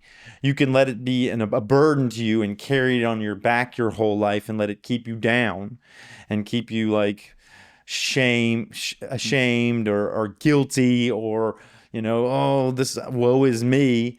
Or you can put it below you and step on top of it and let it provide a foundation for a greater vantage point to see the world through the benefit of that experience. And I think the reframing, this exercise of where are the gifts, what James Ochoa called the gems, mining the gems of your history, I think is what he called it. That's probably an important practice or an important part of maturation. It's interesting, the backpack metaphor, because when you said that, it made me think immediately of the knapsack metaphor that's used in anti-racist training around privilege. What's that? So I mean, it's an analogy that like helps people recognize like privilege, right? And it's that like, as you go through your life, you get these things that go into your knapsack and you have those and other people don't, right? But there's a level in which when you recognize that privilege, it can become a burden because it's weighed down with guilt. Yeah. And again, like I don't want to undermine sort of really attending to the injustices that bring you to a place of privilege, but you have that privilege, right? And you can be weighed down with it. And I don't know, I mean, maybe you can give it away, but it's hard to give privilege away, right? Like privilege is so structural. Well, but the question then is like, what are you going to do with it? Can two cis white males talk about privilege in a world where that's the overwhelming majority? Because we're all privileged. Well, all of right isn't just the whiteness. You're smiling like you smile like a cat, and I just walked into a trap. I'm like, I mean, you assume that I'm a cis white male, right? What does cis mean again? Cisgender, yeah. Okay. Yeah. Well, I thought that's okay. I made some assumptions about you. Okay, fair enough. You're a white male. I can. Yes. Yeah, I at least present as a cis white man. Yeah. And presenting carries a lot of privilege, regardless of what you. And there's a bunch of white people in America. And is it just the whiteness that has the privilege, just being white? So, but your question is, can two cis white males do what? Talk about privilege. Sure, we're doing it right now. We are totally capable of doing it. I know, but like, how to? We are going to not have the insight of someone who's been subjugated to the disadvantage our privilege brings for them. So we have information, we have insight, we have experience that is lacking what someone who has suffered oppression has. Yeah. Right. And we can potentially get at that in moments of oppression we've experienced in a variety of ways, but it's not the same as systematic oppression. So yes, yeah, I think that's true. That doesn't mean we can't talk about it. We can talk about it, but we're not going to have the richness of awareness and experience that would like really. And we need to check it. I do think that's true, right? Like there's a level at which like, yeah, but at the same time, I don't know what to do with that except to try to exercise it to do good. Part of exercising it to do good is learning to shut up and listen. Yeah. When I'm in a space where people who have that experience can talk to me. Yeah. Right. That's not this space right now because it's just you and I in the room. Yeah. Right. I'm going to ask a couple. I was going to ask if I could ask them, and I'm just going to ask them a couple questions that I think could be horrible questions. Sure. Or could lead us to that could lead some people to horrible places. Right. By horrible, I mean like racist. Is it possible that minorities, when entered into a system when there is a majority, are just naturally oppressed? By oppressed just means they're not treated in the same way the majority's treated, because the majority having a majority will always exercise that to their benefit. So what you're asking is, can we get over social systems which produce oppression, because inevitably I wonder if the melting pot is good for all the people. the majority is going to produce that oppression. I don't know about produce. I'll get stuck on that word. I just think it's natural for in-group, out-group, for a group to kind of want to have resources. And I don't think it always necessarily happens in a malicious way. I don't know how it happens. I'm all proposing this and also wanting to not. Yeah, no, I mean, I think I get what you're saying is like there's groups, there's in-group, out-group. There's in-group, out-group when you have a melting pot. And then you have just like when Neanderthals would encounter other Neanderthals, there'd always be fear and skepticism and like a lot of protective and guarding natures. And so now we have all people coming from everywhere. And so I'm going to propose right now, delicately and wanting to be made wrong or to be educated or to I've got an open mind about this. But my initial thought is like, putting a bunch of Neanderthal groups where the guiding principle is fear everybody that's not your group, protect and guard resources for your group, and now you have people from everywhere. I would think that would just heighten anxiety, heighten defensiveness, heighten kind of a fear response, close down some of those systems, right, and increase tribalism. Right. But we don't have to do that. One, I mean, even when we use the term tribalism, it reveals how much this is a story that comes out of our own colonial history as much as some natural order. Okay. Because we use that tribalism to say this is some primitive way of being, but yet our ethnographic record is that tribes are not tribal in the way we think of tribal. There's a lot of complexity to how small indigenous groups relate to outside groups. Some are very defensive. There's diversity. Some of them are very... And that was the same for Native, right, exactly. First Nation folks. Some of them were more collaborative, and then some of them were this idea that somehow our natural condition is a state of war against war, of all against all, except for our little in-groups, that's a choice we're making. It's not as a culture. It's not a rule. Right. So I think we can have identities that are not just the larger identity we're a part of, but we also have to sort out our identity as a larger group. And whether that's an identity as a human being, as a nation, like, etc. I mean, I do think that's why thinking through carefully, understanding just because we wrote out a universal declaration of human rights doesn't mean we got it. Right. How we value ourselves as human beings with other human beings. Because human groups aren't going and reading all those documents and going, okay, well, that means I need to create a friend group and a social group this way. Because I think we do naturally have groups grouping together based on their... Yeah, but that natural grouping is so small, it's not operational on the level of identity in which we see the problems. Like that natural grouping is like 200 or less people, right? And so the identities we get caught up with as tribal identities aren't like, and that's a cognitive problem that we were talking about information management and trust, right? Yeah. Right? We've just substituted these other identities as some sort of larger trust system when, I mean, like, I do think to a certain extent, our moral life is in the communities we live in, right? And that includes helping our communities live better lives with other communities. But that's a very small community. That is the people that you have. That's you, right? Moral life begins with how I treat you. But look, the neighborhood we live in, like we don't have access. I want more black friends. I want more friends of other ethnicities.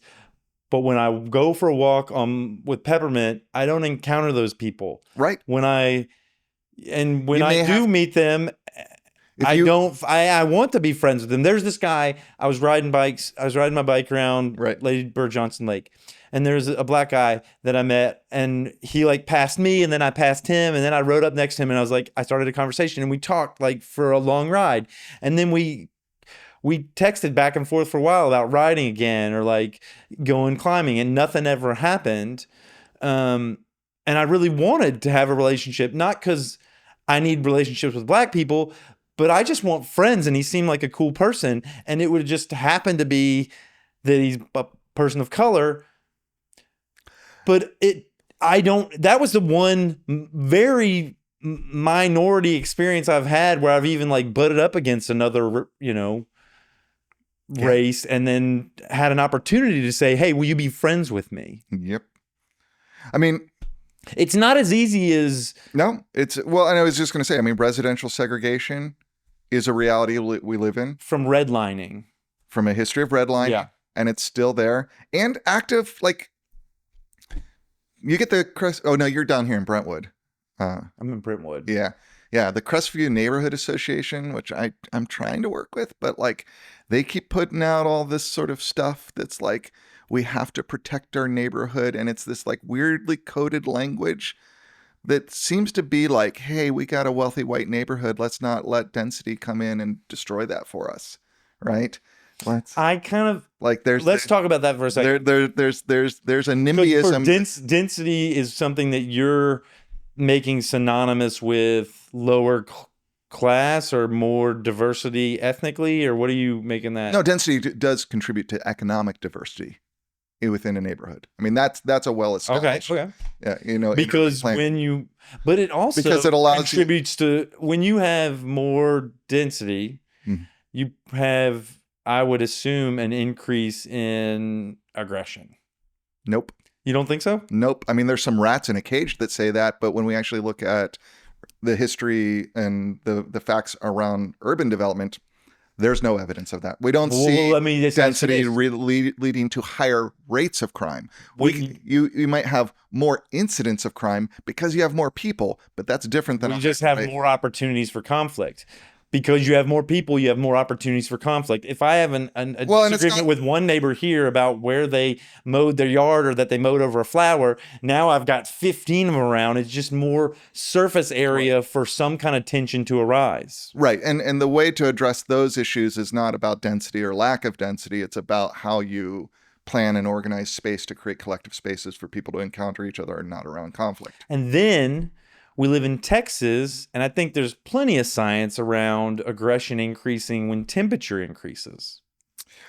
There is a level at which heat can produce aggression. So now we've got a hot environment, right, and we're putting more people in it.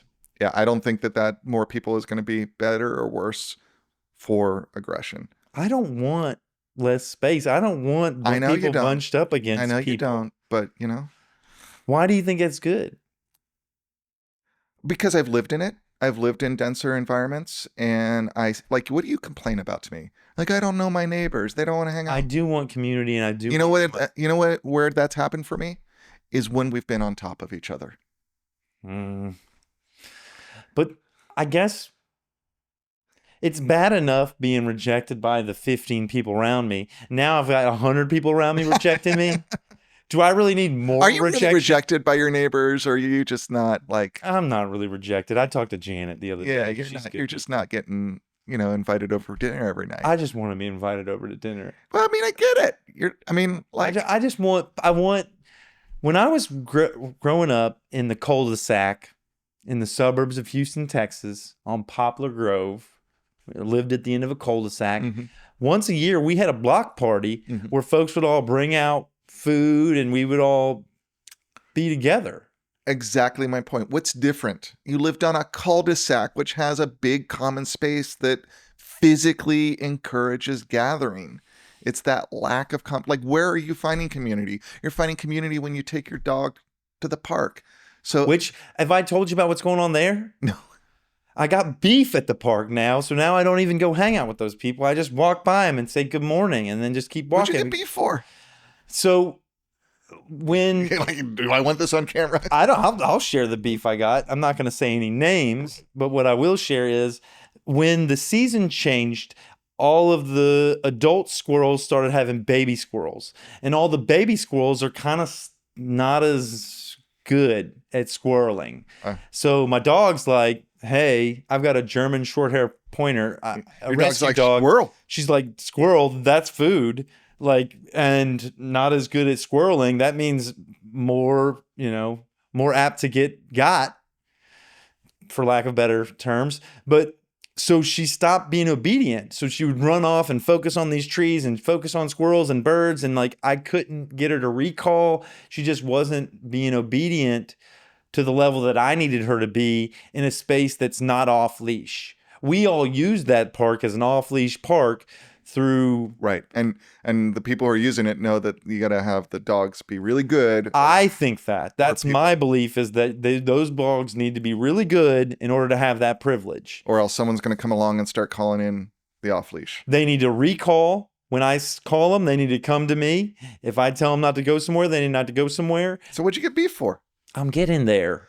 So this guy that was at the park, well, first thing he did was he would just say, like, let your dog off the leash. And I'd be like, no, I'm not letting my dog off the leash. And I said it multiple times I was there. Like every time he would say like let your dog off the leash. And I would explain why. And then he started saying I was rough with my dog because when she wanted to get off the leash, I would like kind of jerk her. She's got a martingale collar, which doesn't choke, but it restricts around the neck in order to tell them, hey, stop doing what you're doing. And I would jerk on it. And he started saying that I was rough and using this terminology that kind of like put me in a negative kind of behavior towards my dog. And I didn't like that. And then one day he started training my dog to like give the paw, like, like paw or something, and giving her treats. And I was like, hey, dude, don't do that. My daughters were doing that. I think paw is a ridiculous thing to train your dog to do. It has no real social, benefit. That dog walked through poop and urine and all this stuff. And I don't even like folks in my house with shoes on. I don't mind you being in the house with shoes on, but I've adopted like no shoes in the house because, you're outside. There's all kind of stuff. And now you're going to let that dirty animal paw in your hand. And then you're going to shake my hand and do what? I don't think paw is a great thing to teach. And so I asked him not to do that. What kind of person trains another dog anyway? Like another person's dog? That's a personal thing. I asked him not to do that. He made a couple statements around like, oh, dogs can learn a bunch of different things and kind of like, and I was like, anyway, don't do it. And then the next thing, I just asked him to stop giving my dog treats because it just sounds like you're handling this the way you should be, except for why do you avoid the park now? It's just one bad actor. Well, because I went up to the group that he's in, and he's been going there a long time. And when I went up to the group, he immediately leaves, and then it seems like the conversation's cold, and then other people immediately leave. And so it's like, it seems like I'm now the outsider.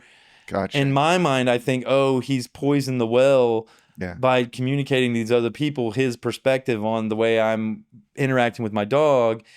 And whether it's true or not, it might not be true at all. Yeah, it just sounds like you probably, like, yeah, you're right. Like, it may or may not be true. You probably just need to reframe this into a story where you can feel more comfortable with this group because you've got a story about what's going on, and they might have just been like tired that day. True that. I could have a frame of this, but I definitely have beef with this guy. Yeah, I mean, like, it sounds like he is not respecting your boundaries as a dog owner.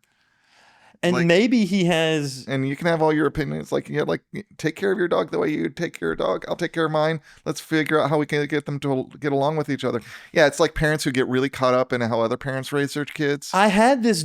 That's a really good example because I had this thought of like the feeling that I had with him was akin to like the feeling I had to my mom when I first had a kid, and she would like give advice on parenting or tell me stuff, and it's just like, look, I don't No, thank you. Right. I know how you did it. Right. Like I don't consider you the paragon of parenthood. Right. Anyway, I don't know, how did we even get here? Community. I think that's... I could reframe and enter back into that community. Probably, you're right. All those people probably don't identify with him, but that's the way my rejection sensitivity mind is like. I totally understand that, right? Like I am the person who like primarily interacted with parties at college by going to them, looking at all those people for no good reason except they were people who weren't talking to me while I stepped up to the front door and said, "These people hate me," and left. Yeah, right? rejection sensitivity. Right. Like it's just like, so yeah, it's just something we got to navigate. Well, I mean, evil might not even be evil. It might just be people that are tired that day and don't care. Like we might see, like I could perceive that as evil in the world. I'm trying to weave this back into our topic. Yeah. I can perceive that as evil in the world, but it's like this reframing game of like, I wasn't wrong. Nothing really happened to me. It's just my perception of that environment that's colored by one actor who did walk away, right? And take his dog. He was like, "Let's go, dog." That happened. Right. But I then made this whole story up about him having a meeting of the dog walkers of the neighborhood and said like, "Okay, this is how Philip is, guys. Y'all need to know this. You need to agree with me. We need to be on the same page on this." Right. Ostracize Philip. Yeah, that probably didn't happen. That probably didn't happen. He like rented out He's got his own podcast. That's How Phil Really Fails. Yeah. Yeah. That didn't happen. Gosh. Man. There's infinite ways to be rejected. There are. That is true. In my mind. To experience rejection.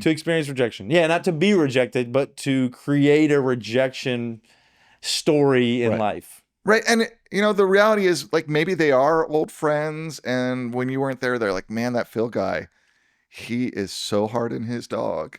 Right. That could have happened. But still, even if that's the case, for a majority of those people, it's going to be a conversation that happened that even if they feel something about it, it's going to go away in a few days if you keep hanging out. Yeah. We need to. I don't think I am rough on my dog, just FYI. I think I do err on the side of obedience. I think I do want the dog not to. So she runs up to people that are having picnics and like kind of wants food from them, and they're having a picnic, and I like don't want her to do that. No, I do not find generally Austin dog ownership culture to be a responsible dog ownership culture. You don't? I don't, because I think too many people are too liberal with what they let their dogs do to other people like you describe. Yeah, I mean, like, and that's the problem, like, when you get that kind of blowback, like, the real problem is, like, maybe there is information there, like, we've talked about this before, like, am I being a little rougher than I need to be? Yeah. Are there other ways to produce that discipline? That's a whole set of good questions to ask yourself, but it doesn't need this whole story about in-group, out-group acceptance or whatnot to get there. And it's really hard, like, when someone responds to you with a lot of public judgment. Yeah. It's hard to get that information. So if you really care about helping if he really thought you were being rough and it was about helping you be less rough, there's a much better way that dude could approach it. Give me some. But I don't think it probably was. It was probably about moral grandstanding and feeling good about himself. Could have been. Like, I'm the guy who knows dogs. I give all the dogs treats here. You don't know dogs. Everybody dogs. comes to me for treats. Dogs are just good. And if they eat your picnic, then that's your problem. You need to just accept the dogs more. Right. One thing I know I did cognitively as I felt rejected by them was I started to find ways to not like all the people that were rejecting me. And one of them I think is really valid. I'm going to talk to you about it. One of the people in this group felt an injustice that airplanes wouldn't allow everyone to take their dogs onto them. Yeah, regardless of size. Such an injustice. Without paying for an extra seat or something. No, even if they pay for an extra seat. Right. She was fine with paying for an extra seat. I just thought, we don't have a culture and an environment where we've got enough success level of humans getting on airplanes without conflict. Right. And now you want to enter beasts in there? Dogs into there? What? What kind of animal house would you have if everybody and their dog got on a plane? And then you're trapped up there for 4 hours if like the dogs don't get along. And now, yeah, they don't get along. Or like now, you know, on the trail where you got like poop bags left on the trail. Now we got some poop bag. Just, oh, I'll pick that up on my way out of the plane. No, thank you, lady. And I tried to like explain to her, like, this doesn't make any rational sense. Like, how are you going to have dogs in a plane? Barking, you know, you got your neighbor's dog barking in the middle of the You night. took your criticism really well. She was like, oh, wow, Phil, you really lent some insight into I my-" think I wanted to help her see it a different way. Right, but were you successful? I don't think so. Right. I think she just wants her dog on the plane. 'Cause And 80 or 90% of the time when people say things like that, explaining to them while they're wrong is not going to do any good. what do you do in that circumstance? I usually shut up and listen and just keep my opinions to myself unless I'm invited to contribute. I try to. Man, I could do that more. Where'd you learn that skill? The graduate seminar room.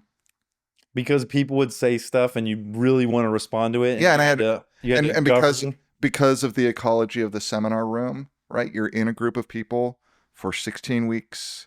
There's like 16 people talking about stuff. Mm-hmm. If your personality is to jump in and explain why, part of it is that's our job in a critical environment like that, is to explain why I think you're wrong, right? Mm-hmm. But it doesn't work if you feel like you got to do that all the time. So I had professors who were like, Grant, you got a lot of good ideas, but you need to shut up and make space for other people. So you did a lot of it. Yeah. And so, you got a little pushback. Yeah. I mean, yeah. So that's that. I think that's part of what it was. Partly being in relationships with people, housemates, lovers, etc., who are like, you got a lot of opinions. People don't always need to hear them. And it's like, yeah, I am. Hey, you should apply that to that opinion, person. Right.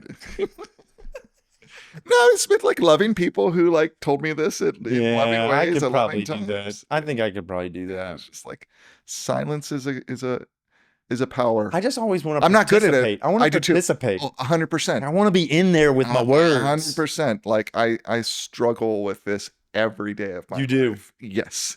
Because for me, my words are like the glue that has me being a part of something. I know. And I want to be a part of something. We're very verbal humans. That's why we're sitting here talking in microphones And then at each other for 2 hours. Yeah. Speaking of which, I got to get back because Alchemy's got friends coming over. Okay. This has been Phil Phails at Philosophy Book Club with Grant Potts. We've been talking about the 6th question here in Philosophy's Big Questions, comparing Buddhist and Western approaches, edited by Stephen M. Emanuel. This one was written by Amber C. Carpenter, titled Why Do Bad Things Happen to Good People?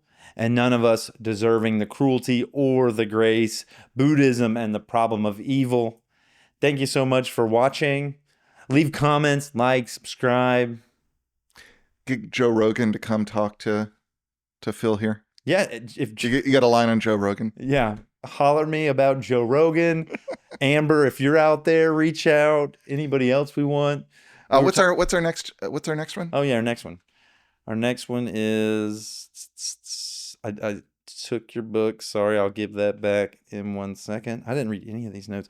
The next one is chapter 7. How much is enough?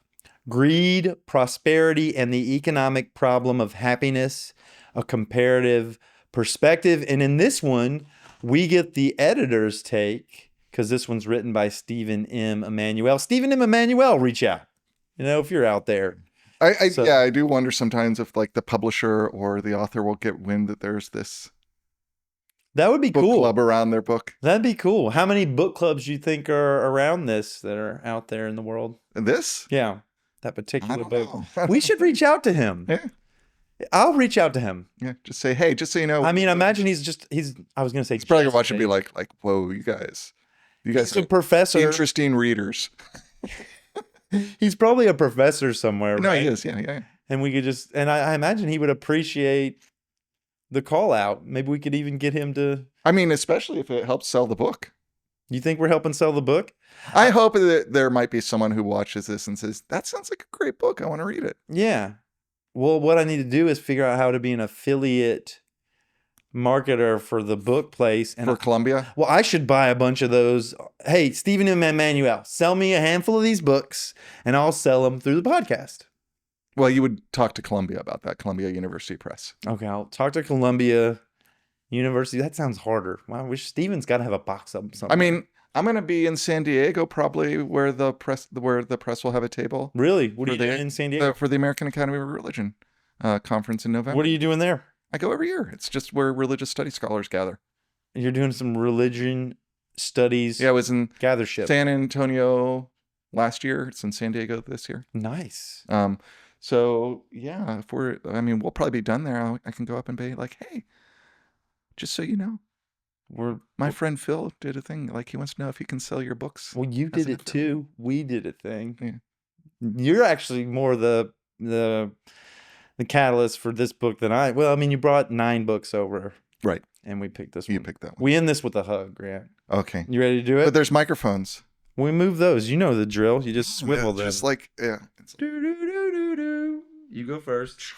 Do. gonna have sound effects. All right, another one, man. Another one bites the dust.